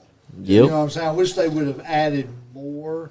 Yeah. You know, and more characters. You know, like maybe do like a little scene of the TV. Well, no, that's Marvel. Yeah. I was gonna But- say the TV show Spider-Man, but that's Marvel. But they That's could have CBC. they could have definitely did something better with the storyline that they're going for Flashpoint, because that's basically what it was supposed to be Flashpoint Yeah. Paradox, and instead of doing it like the comic book would do it, they had some trivial stuff instead of trying to make it accurate. They had his other self there from another timeline. That guy becomes the villain, as we saw from earlier. But at the end of the day, that made no sense, because then he's not even the big bad. It's like everything gets reversed, and now we can lay it on a cliffhanger that's never going to get resolved, because now you're seeing this George Clooney version of Batman show up. His tooth falls out. It's like, what are we doing here, folks? Stop leaving us on cliffhangers if you're not going to finish the shit out. Exactly. And you know that they had known that the Snyderverse was going to continue, so why base your film around that entire universe that's already dead and make that ending make no damn sense, and make your villain not Reverse Flash, because that's who I was thinking was going to pop up. I was like, finally, we're going to get Reverse Flash. Finally, it's going to show Barry, you're a big-ass dickhead that I'm a fan of, but I got to be the biggest dickhead around here towards you, buddy. That didn't happen. Instead, what we got was Barry versus Barry. I'm hoping. I was disappointed. I'm hoping that Did with the Vince Russo Superman. write that movie? Yeah. Yes, Brother. he did. Bro. Well, bruh. I'm hoping that this is a reboot for the DC stuff, because it really fell off, and I also need them to calm the fuck down with all the Marvel stuff, because it's too out of hand. Like, I can't. If it's to the point that somebody that has all the subscriptions can't keep up with what you're coming out with, Yeah. it just feels like you're making shit now. Like, Exactly. nobody, like, and to be fair, the only time that's ever worked in their favor was Guardians of the Galaxy, because I was like, when the fuck are you making nobody asked for a Guardians of the Galaxy movie. It ended up being great Yes. for what it was, and that's cool, but you can't just do that with, like, every one-off title that Marvel ever had, and they're like, you know Exactly. who needs a movie?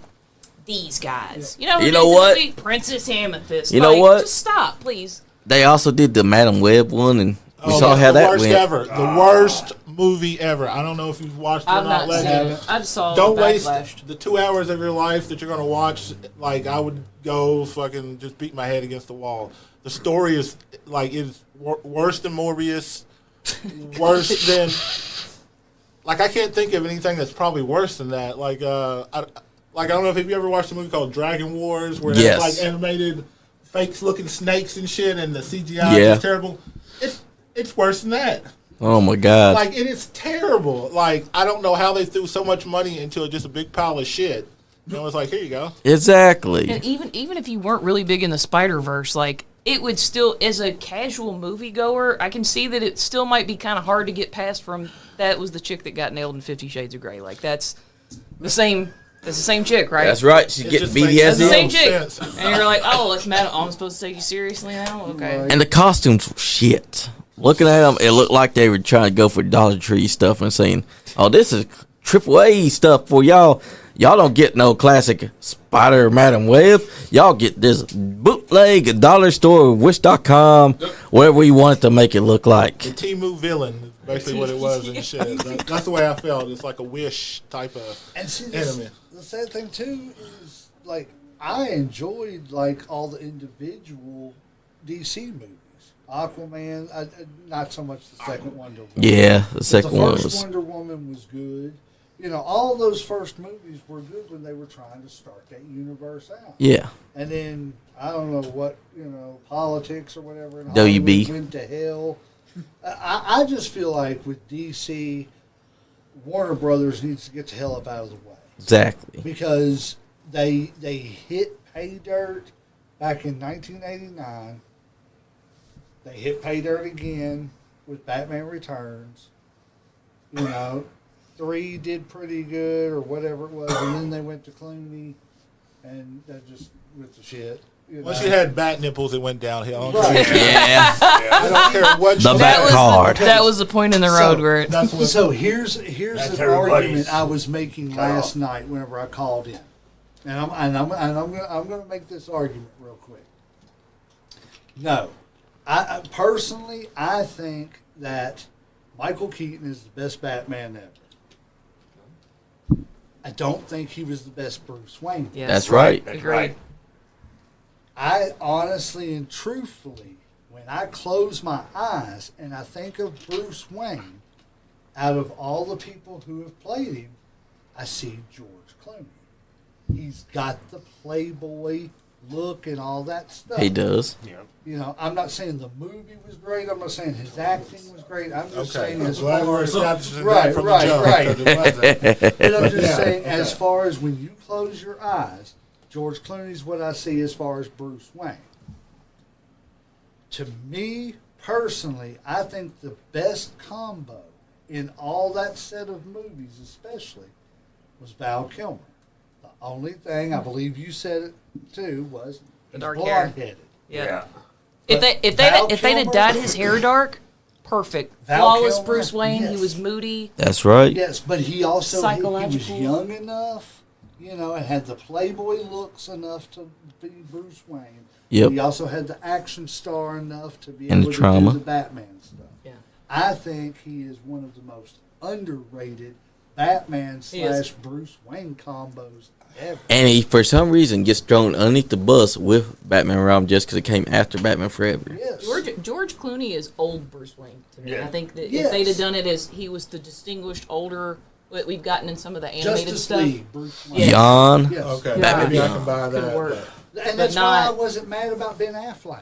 It's the bad, Right. Because bad he nipple. fits that older, gray-headed Batman. And also, he was part of that Batman Returns comics. He, I think he Ben reminds me Affleck- of Adam West. Ben Affleck Who's is that? given the. Ben Affleck gives me old Adam West. I think it's the Yeah. chin, Sorry, and what like was the you saying? cadence in his voice Oh, sometimes. I think if gives- given the chance, Ben Affleck would make a great Bruce Wayne. Oh, yeah. I Yeah. don't know about Batman, but he'd make a great Bruce Yeah. Wayne. Now, for an old Batman, I've always said Clint Eastwood. Like an Oh. That's a good Batman. casting. Oh, yeah. Batman, I like- can see Oh, that. like a Batman Beyond Yeah. type? Okay, Yeah. Like all, like- I can see that. Yeah, I can see that. I dig. That would be a definitely good casting for Batman Beyond. But you know what's crazy is that we were talking about how good the DC animation is. I mean, you got to be fair though. The X-Men '97 series, Okay, yeah, when it comes yes, back yes, out, yes, they're yes. trying to take They're coming- that back.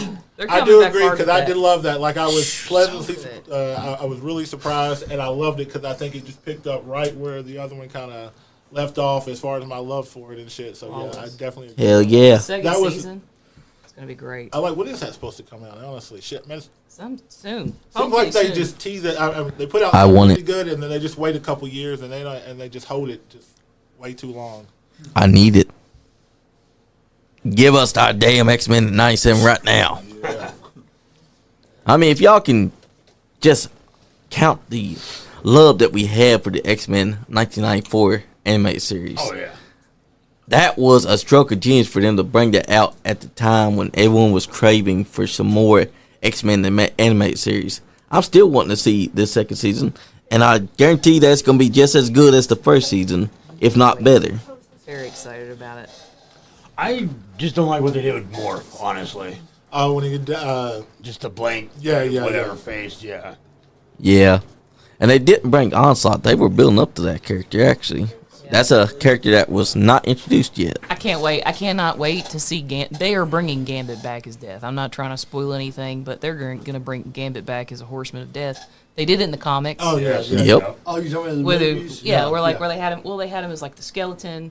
There was so much foreshadowing. They went ahead and they offed him. Like, of course, Apocalypse is bringing him back in season 2 as the Horseman of Death. Like, there's just no way around it. It makes sense. Is it me or is anybody else excited that they're bringing Ghost Rider back? Oh, I can't wait. It's gonna be great. I'm like, yes, let's do this. And then Nick Cage is Ghost Rider? I'm not sure. What are talking about bringing him back as a Ghost Rider? Yeah. In like the extended universe movie. I wouldn't mind that. All of it's getting ready to flow into each other and everything with the Fantastic Four and stuff. As long as he don't have his own movie, I'm Yeah. fine with it. Like, if he's making a cameo, then I'm cool. But I do not want to see Nick Cage. I think that they need to cast someone else as Johnny Blaze. Yes, definitely. Like I said, you have lots of options too. So Especially, There are movies I like Nick Cage, but Nick Cage to me is just like Keanu Reeves. He's Nick Cage in every movie. Yes. Oh yeah. It's the same character.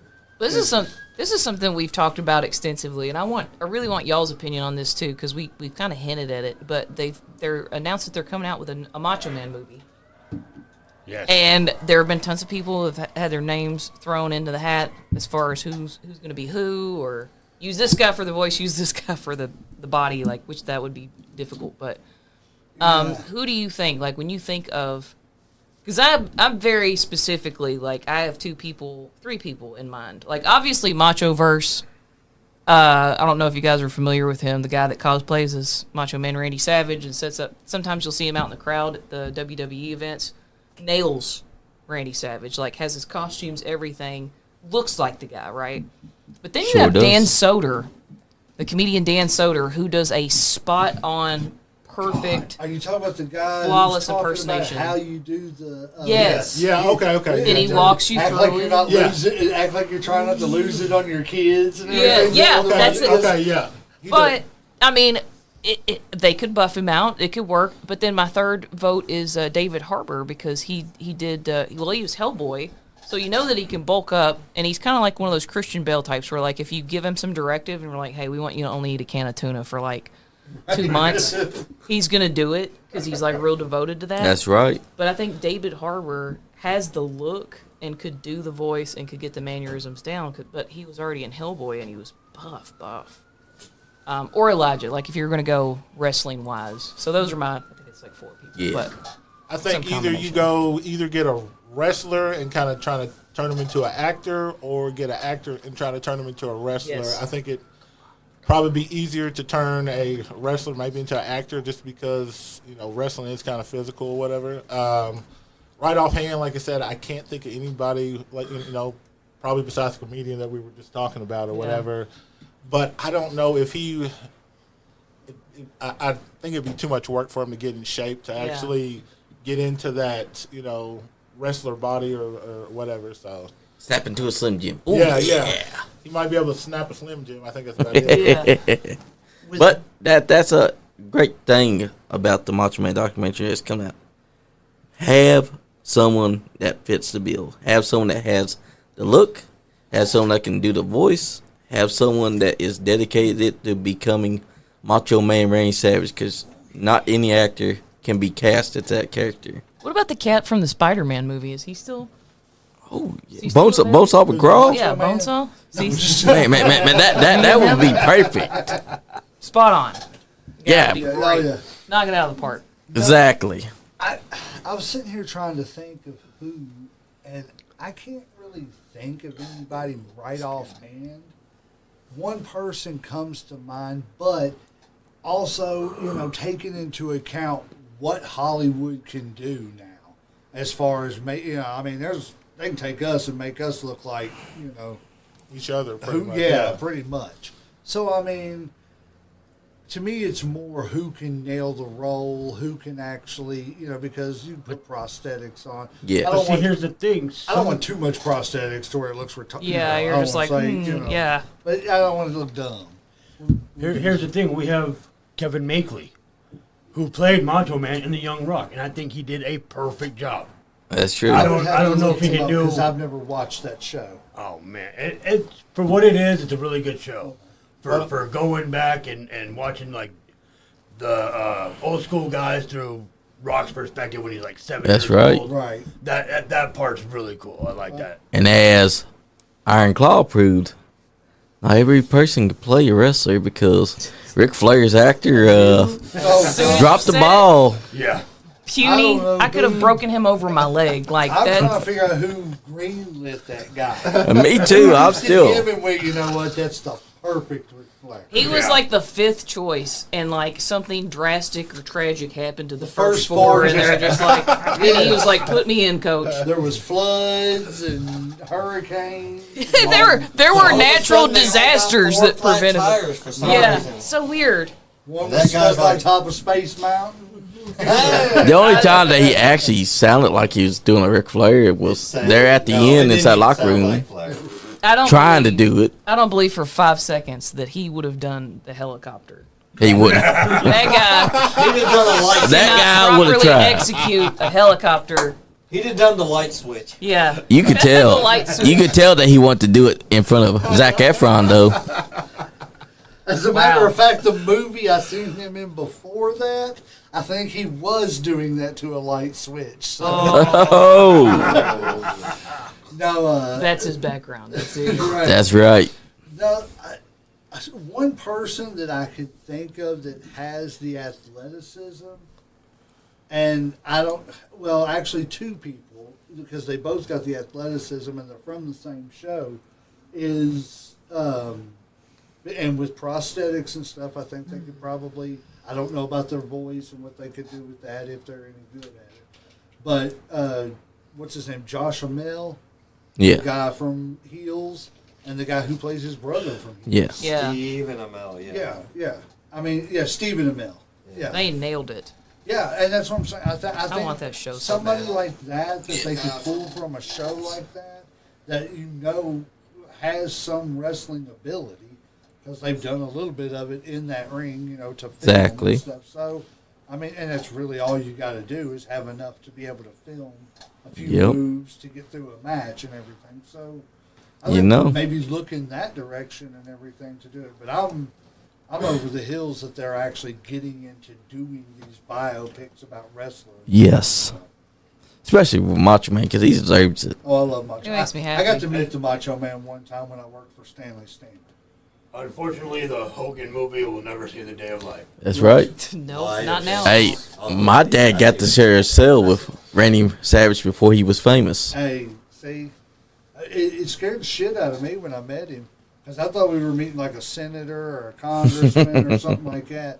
I worked for Stanley Steamer. The guy I was working with knew I was a wrestling fan because I was like NWO was going on, all that stuff and everything, and I was like, man, talking about. He was like, he seen the name. It was Randy Poffa on the list and everything, and we got to the house and everything. He's like, hey, man, I need you to just act right and everything here. It's a big-time client and everything. Get your shit And together. I'm like, what do you mean act right and everything? He's like, well, we can't be, goofing off or Or anything like that. fanboying. Right, yeah. And I was like, okay, whatever. And so he, like, when we pull up, he makes me get out and go knock on the door. So I knock on the door, and I kind of turn my back to the door. Well, when I turn my back to the door, I'm looking down at the van. He looks at me. He's like, turn around.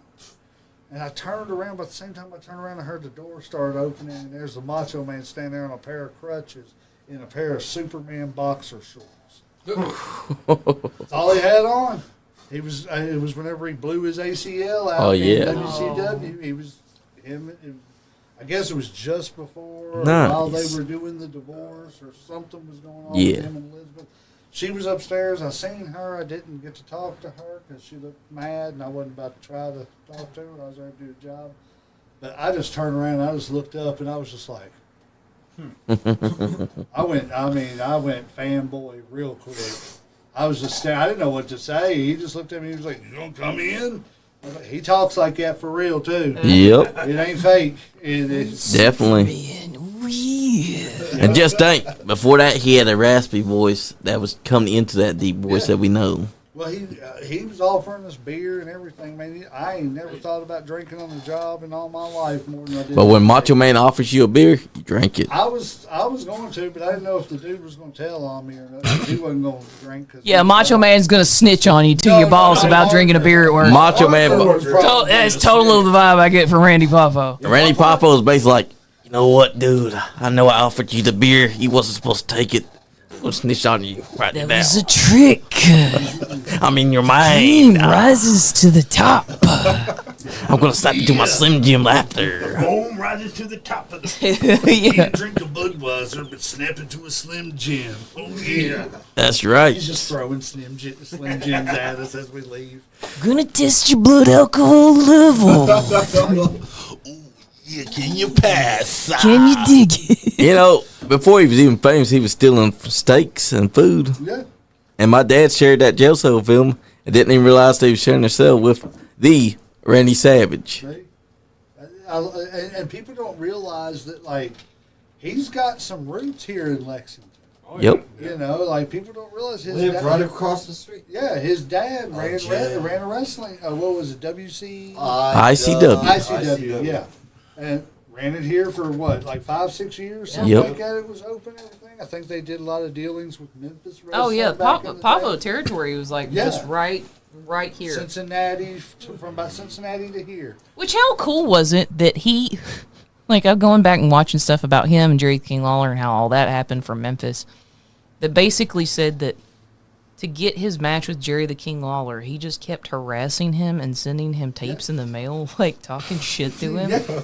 Like we have it so easy today because we can just pull somebody's profile up and be like, "You want to fight me, bitch?" And he was sending tapes in the mail to Jerry the King Lawler. What a goat! Like, and then finally he was like, "Fuck! Like I have to fight you.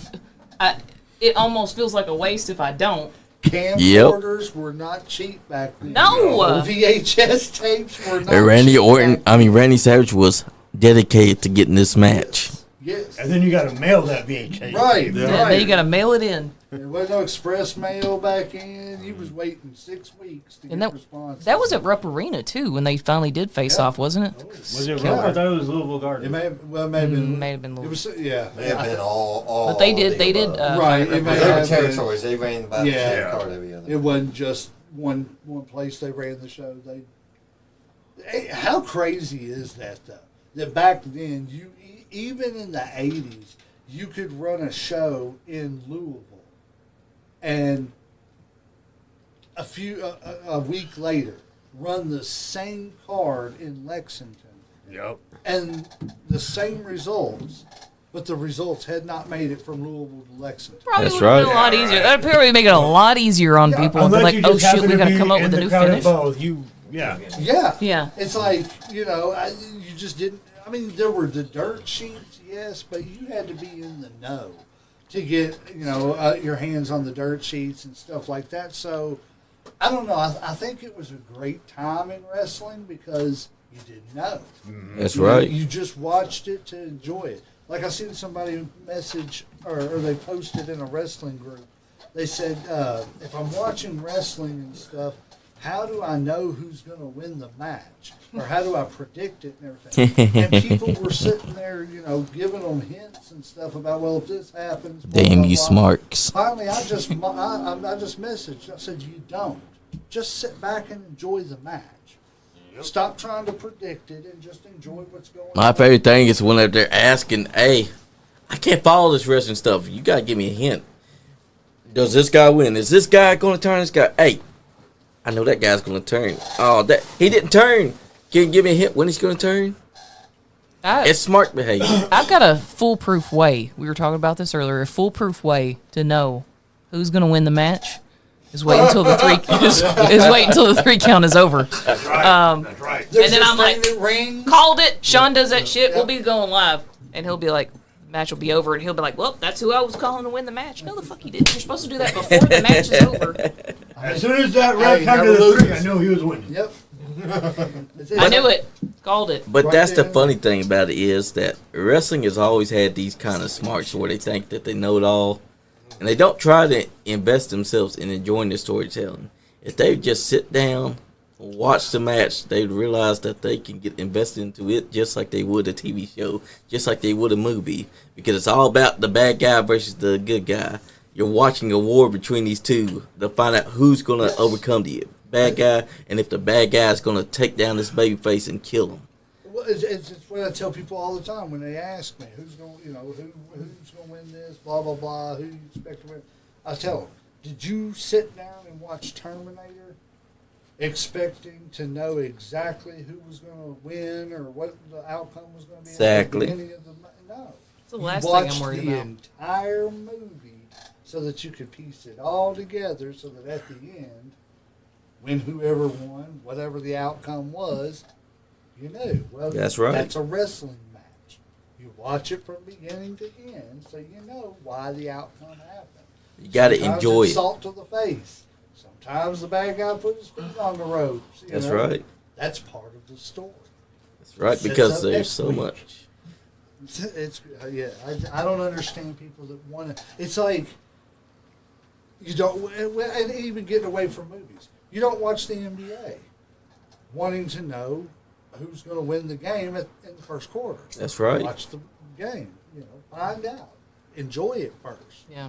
You got to experience it. Just enjoy it. People get so bogged down in like the details of like who gives a shit. Like 90% of the time, I don't even care about the belt. Like the belt is like that's like icing on the cake. But I'm not like, oh, so and so needs a title shot. They're gonna get there eventually. But sometimes just let I think stuff that happen. I kind of think the anticipation is what draws you in or keeps you in wrestling. Because if I knew everything that happened, then why would I even watch it? Yeah. It's okay, well, they might win, they might not win. Oh, okay, they almost did. Okay, damn, okay, they just kicked out. It's like, okay, so who's real? But nowadays, I think society, I don't know if it's a cultural thing or not, it's just like everybody wants instant gratification. Yes. They don't want to sit through and kind of do the work. They just want to know instantly, okay, well, who won, who lost, and why? It's like, I don't want to watch a 30-minute match. Like I just want to watch the highlights real quick, and then that's all I need. Yeah. Instead of just enjoying the match for what it is. Because, I like going back and watch some of the older matches, and I already know who's going to win, but just watching, I'm still watching it like, oh, shit. Oh, is he really going to win? I know exactly who's going to win. Like, I'm watching Hell in a Cell, and I know what's going to happen, but when he throws him off that cage, I'm still like, oh, shit, he killed him. Especially, I'm hearing JR screaming, he's dead, he's dead. As God's my witness, he is broken in half. My God, JR always just sold everything to me so hard and shit. Like when it comes to wrestling, like he made me believe like, oh, he's dead. Oh, he's really dead and shit. Like But nowadays everybody just wants to know. Well, I got about 5 minutes. Let me know what's going to happen. No, it's like you got to experience it. Yes, you have to experience it to like really enjoy it and shit. Like the not knowing is what makes it so good. That's the same thing with movies or anything. It's not knowing because we already know what's going to happen. What's the point of watching it? Here's what made it fun too: is that JR and King, they had no clue who was going to win and lose because they told them, "Do not tell us. We want it, experience it in real time to let our emotions follow suit." And that's exactly what they did. They went out there day in, day out, not knowing who's going to win, not knowing who's going to lose, who's going to interfere. That was real emotion. Every time JR was screaming, "Triple H, you son of a bitch, tell me why, that was his real emotion towards you. So let me ask you this, because I noticed this the other day too, and now that we've gotten on the subject of JR and King and stuff, I don't feel like there's an announce group or even an announcer out there, whether it be color commentary or play-by-play, that like gets me emotionally involved Man. like JR did. That's right. And then, you know, just to add King on top of it, I don't feel like there's a team out there that just like, oh my God, I feel, you know, Stone Cold Stunner, man, I feel that. I felt it every time he yelled it, hit it, Michael Cole is the only one that gives me like nostalgia. Like I'm not just listening to somebody to put up with him because they are doing announcing or commentary, but that's really it. And as far as like ring announcers go, we fumbled the ball when Simone Irving left. That was a fail. She was great. We should have just kept her. Why in the hell couldn't they could have let her manage, but I understand wanting to keep her as an announcer because she was fantastic as an announcer, but And she hated it. Fumbled the ball. Sadly. She hated being a ring announcer. Well, she had aspirations to do other things, and I understand, you know. But She made me emotional for Cody Rhodes winning that title against Roman Reigns. She cried. oh yeah, when I felt heard her that. voice crack and everything, I was like, oh my Lord, you know. I was like, yeah, it got me. But that's what's great about wrestling, you know, is you can get emotionally invested into it like that. Like I said, you know, with JR, you know, with him, I don't know, just like when He always sold it so well. Yes. Like he made you believe that he believed that it was real and shit. Like, Yes. like when the Undertaker got put in a casket and they're burying him alive, and he's like, "Oh my God, they're burying him." I'm like, "They're really burying him. How's he gonna get out? Like, is there air in there or what? Especially, what's gonna happen?" Especially when the casket sets on fire. Oh yeah, Yeah. Like, how do you engulf an entire casket on fire and is he okay? What's going on? Yeah. And then you got JR screaming in the background, oh my God, oh my God. And then King's like, what's going on? I don't know. You know, it's just like, I don't know. I don't hear that anymore. You don't. When it comes to announcing everything. And it's like, okay, Cody Rhodes won. Yay! He finished the story. Oh man! Like, I love that he did that. I was emotionally invested in the whole finish the story thing. But it's like when he finished it, it was oh good, he finished it, yay. You know, and that was it. The golf clap. Let's on to the next. Yeah. You know, I don't know. We were this close. We were very dangerously close to acquiring a casket, because it was a good deal on Marketplace. Yes. Sometimes but then I thought, but I mean, maybe sometimes you should because it was used. It was advertised as being used. Yep. And it specifically said this is why. I mean, like, I can't think of any worse juju that you could get on you, but it was advertised as slightly used. Apparently somebody had been buried in it for like 2 years, and then they decided that they wanted to go, and this is their exact words, they wanted to go a different route. So and they were dead, and they decided this? No, I guess it was family members. So okay, so family was like, you know what, they've been buried for 2 years. Nah, that's not. We're going to get him a fancier coffin. Is it too late to cremate them? Can we just do that instead? My first question is, what is the statute of limitations on getting your money back after you buried a body in a plot? I would doubt that they got the full amount back. They probably got it from Sam's Club or Walmart. That's wild. It's in the group chat. It's somewhere in the group chat. I mean, you can bring shit back all the time. Hell. I'm hoping it's just somebody playing a joke, but I'm just trying to figure out the logistics. Man, that's me too. I'm like, I want to think that it's a joke and somebody's being funny. But it's not. It might not. You don't know. Yeah. Because it was like a white lined casket, and then you could see like there was some discoloration. Ooh. Biohazard. Oh yeah. Yep. Biohazard. Oh, we're going to get Return of the Living Dead. But you can't beat that deal, brother. Where else you gonna find a casket for that? Damn straight with Tarman 2. Speaking of We'll take it up to EWA. Hey. On the internet. I mean, actually, this has to do with wrestling. Have you all seen that story about that guy from LFG? Yeah. That Shiloh guy. Yep, with Shiloh. shoes I and shit? love him. I love following him. The Shoe Man. Like, what the hell is, like, we talked about it on our show a while back and everything, but it's like, what the hell is all that about? I'll tell you. The man lives on the wild side. I know what it's about, but I don't need to know any details because I don't need any cars sitting out my house. I don't need videotapes showing up. I don't need. I got all the shoes I need for anybody that is listening. If he doesn't So now take, you're going to go home Monday. You're going to get home from work Monday morning or Monday evening and be like, "What the hell? I got all these shoes." Yeah. It's just for saying that. and I got an ex-wife needs new shoes though. yeah, send him to her. Send him to her house. If you'd like to know the address, just inbox the Nice Guy Andy podcast. We're doing a shoe donation from the dark web. Just not every other weekend. But what was cool about that is that if he does not capitalize on that and use the Beast as his manager, what the hell are we even doing? Right. Exactly. I need that creepy Christmas clanker to go out to the ring Right? with Shiloh Hill immediate. Yes. The Beast is pleased, my child. He is definitely a braver man than I am to be not just surfing the dark web, but to be ordering crap and Interacting. everything. You know, I'm just, I don't know. I don't look even up want you Shiloh to know Hill. my fake name because you know. That's right. If I don't know people, I tell them my name's something else. I don't tell you. His real name was Badass, though. Right. That could be a wrestling name. Right. Yeah.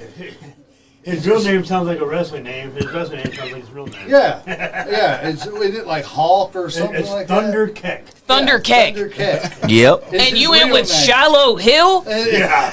He's like, Your what? legal government name, your God blessed name is Thunder Keck Justice. To me, he probably saw Johnny Hill and he's like, you know what? I could rock that heel I name. think he's a nice guy.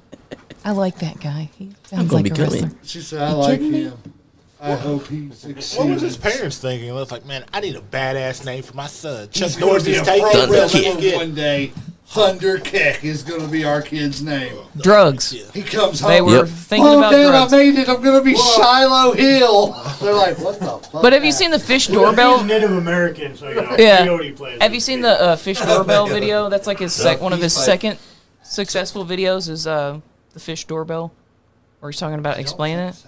Okay, so fish doorbell is this thing where there's some dam somewhere, and they didn't want to completely close it off, but what they've done is they built a door with a doorbell for fish to swim up to this, and they can get food, and then they swim to the other side.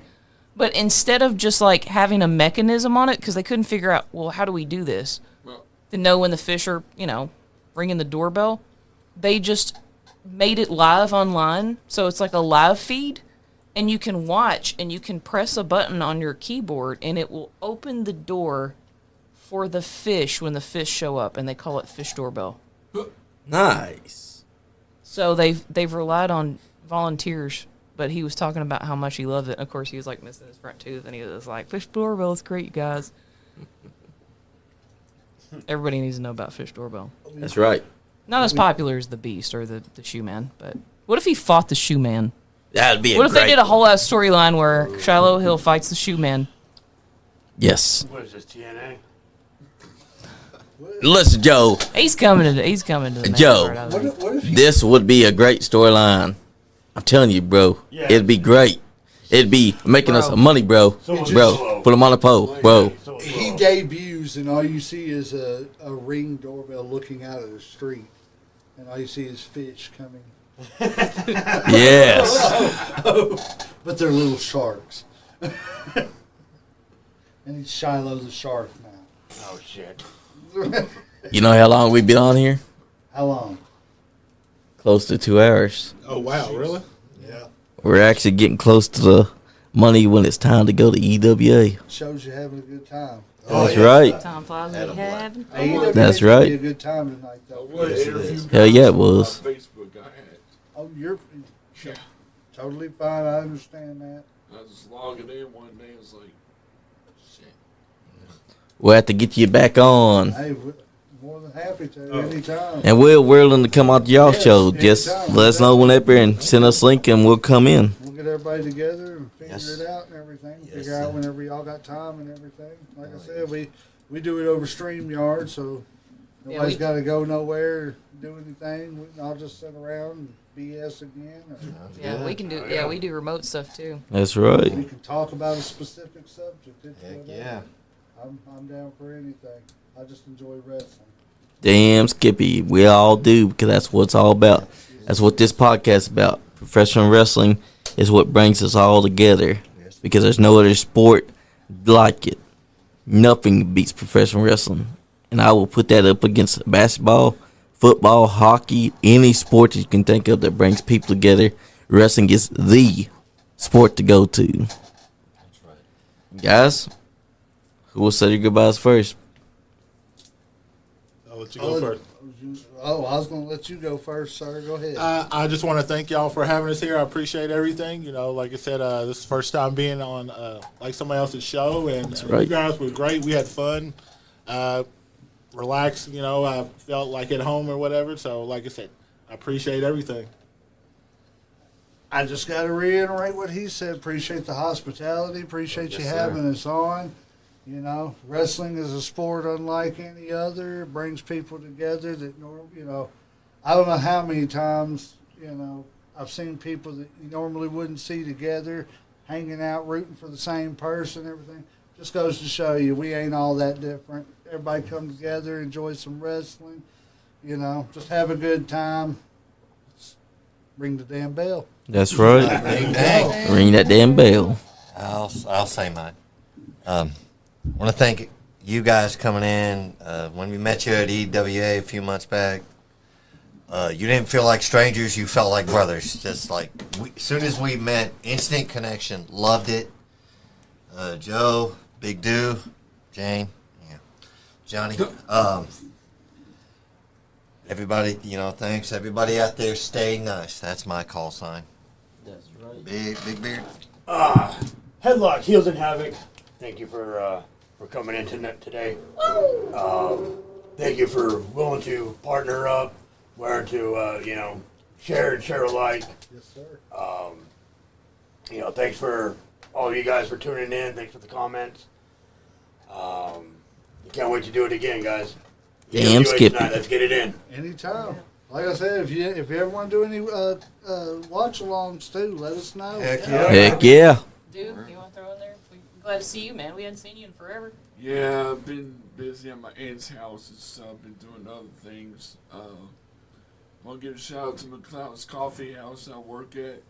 Hey. And my aunt's work too. She works at a hospital. She works more than I do, but I want to give you guys a shout out too. So Appreciate it. I want to do an interview with the guys on my damn Facebook I had. Just let Yep, us that's know. understandable, brother. Out there. Yeah, we'll get you a new one or something. We'll get you back up and That's going. it. Just let us know. Yeah. Yeet, yeet. Yeet, yeet. All right, I want to do my sign off. I just want to say thanks to everybody. We appreciate you joining us. And Headlocks, Heels, and Havoc, our new BFFs in the podcast world. We're so excited. I can't wait to we'll all go live sometime, or we do remote shows like when it gets cold and shit. Sometimes we can't get to the studio. Yep. We are not above going online. So we just want to try this out randomly. This was very random for me to go live on the TikTok as well. But I think I'm going to start giving it a shot. If you are not already going to, I'm going to plug, tonight is EWA. And is it in Danville? Yep, Danville. So check that out. And then also, if you are going to be going to Squared Circle Expo, make sure you check them out. I don't know what the ticket situation is yet. You might be getting close to being SOL because they're selling out of stuff fast. So I know they're already out of their VIP passes. But we are going to be there. Some of us. I don't know who yet, but I'm at least going. I'm definitely going. So. Because she's got the money and the plan. And the love for Money. No, wait. Yeah, that's right. The love for We've Sean got to mention, but Waltman. she that's has number a one. very Oh, yeah. crush on him. And I got COVID 2 days before, and my COVID exposure period wasn't over until the Monday after Squared Circle Expo. I bought tickets like months in advance, had a hotel room, everything planned, had to cancel every bit of it. Didn't get any of my money back for my Sean Walton meet and greet. Heartbroken. So Sean Waltman is your equivalent to the Vipers's Randy Orton and Jeff Hardy. Yep. Man, yeah. Okay. Look at that. We found common ground. She will not like my opinion on Jeff Hartley. I'm not to say I'm not. We're not going back to this. Look, Jeff Hardy was good for teaching a whole generation how What? to dry your hands. Right. Okay. To say I'm not a fan of Jeff Hardy would be an understatement of biblical proportions. I really cannot stand him. And it's got nothing to do with his wrestling. I'm surprised he's still able to go at the age he is and all the crap he's gone through. He's still able to go at a high level. However, it's as a fellow addict that Jeff is. I'm a recovering alcoholic, 10 plus years. Congratulations. Shout out to me for that. Thank you, dude. But I should want to support Jeff and staying sober, but I just don't see it staying long term. I feel horrible for feeling that way, but that's how I feel. In those situations, you have to just support and hope for the best. That's what I'm doing, but I'm not a fan of. I can't. Understandable. I fear and I pray it doesn't happen. I pray that we don't have another Sunny situation. Right. That's what I'm concerned about. That's mainly my main concern for not being a Jeff fan. Hopefully, with good vibes, thoughts, Yeah. prayers, and all that stuff. Yeah. He can pull out and be another Buff and another Kurt Angle. That's right. I mean, Hopefully he pulls out of it and does it just to spite me.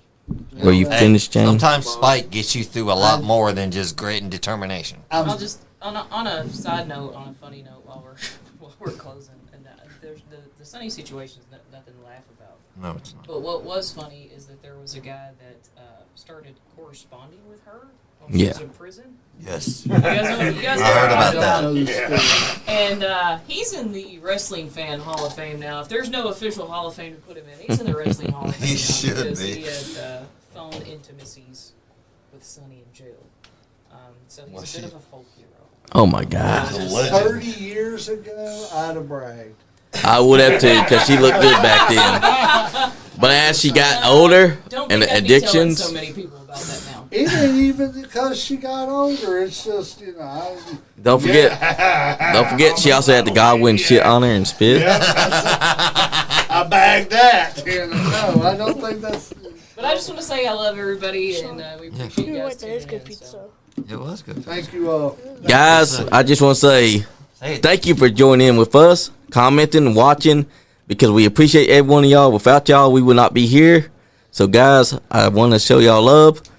And if you're not having fun, You ain't getting none. damn Skippy. Nice Guy Andy Podcast. Watch the Nice Guy Andy podcast. Radio. Those were expensive shoes.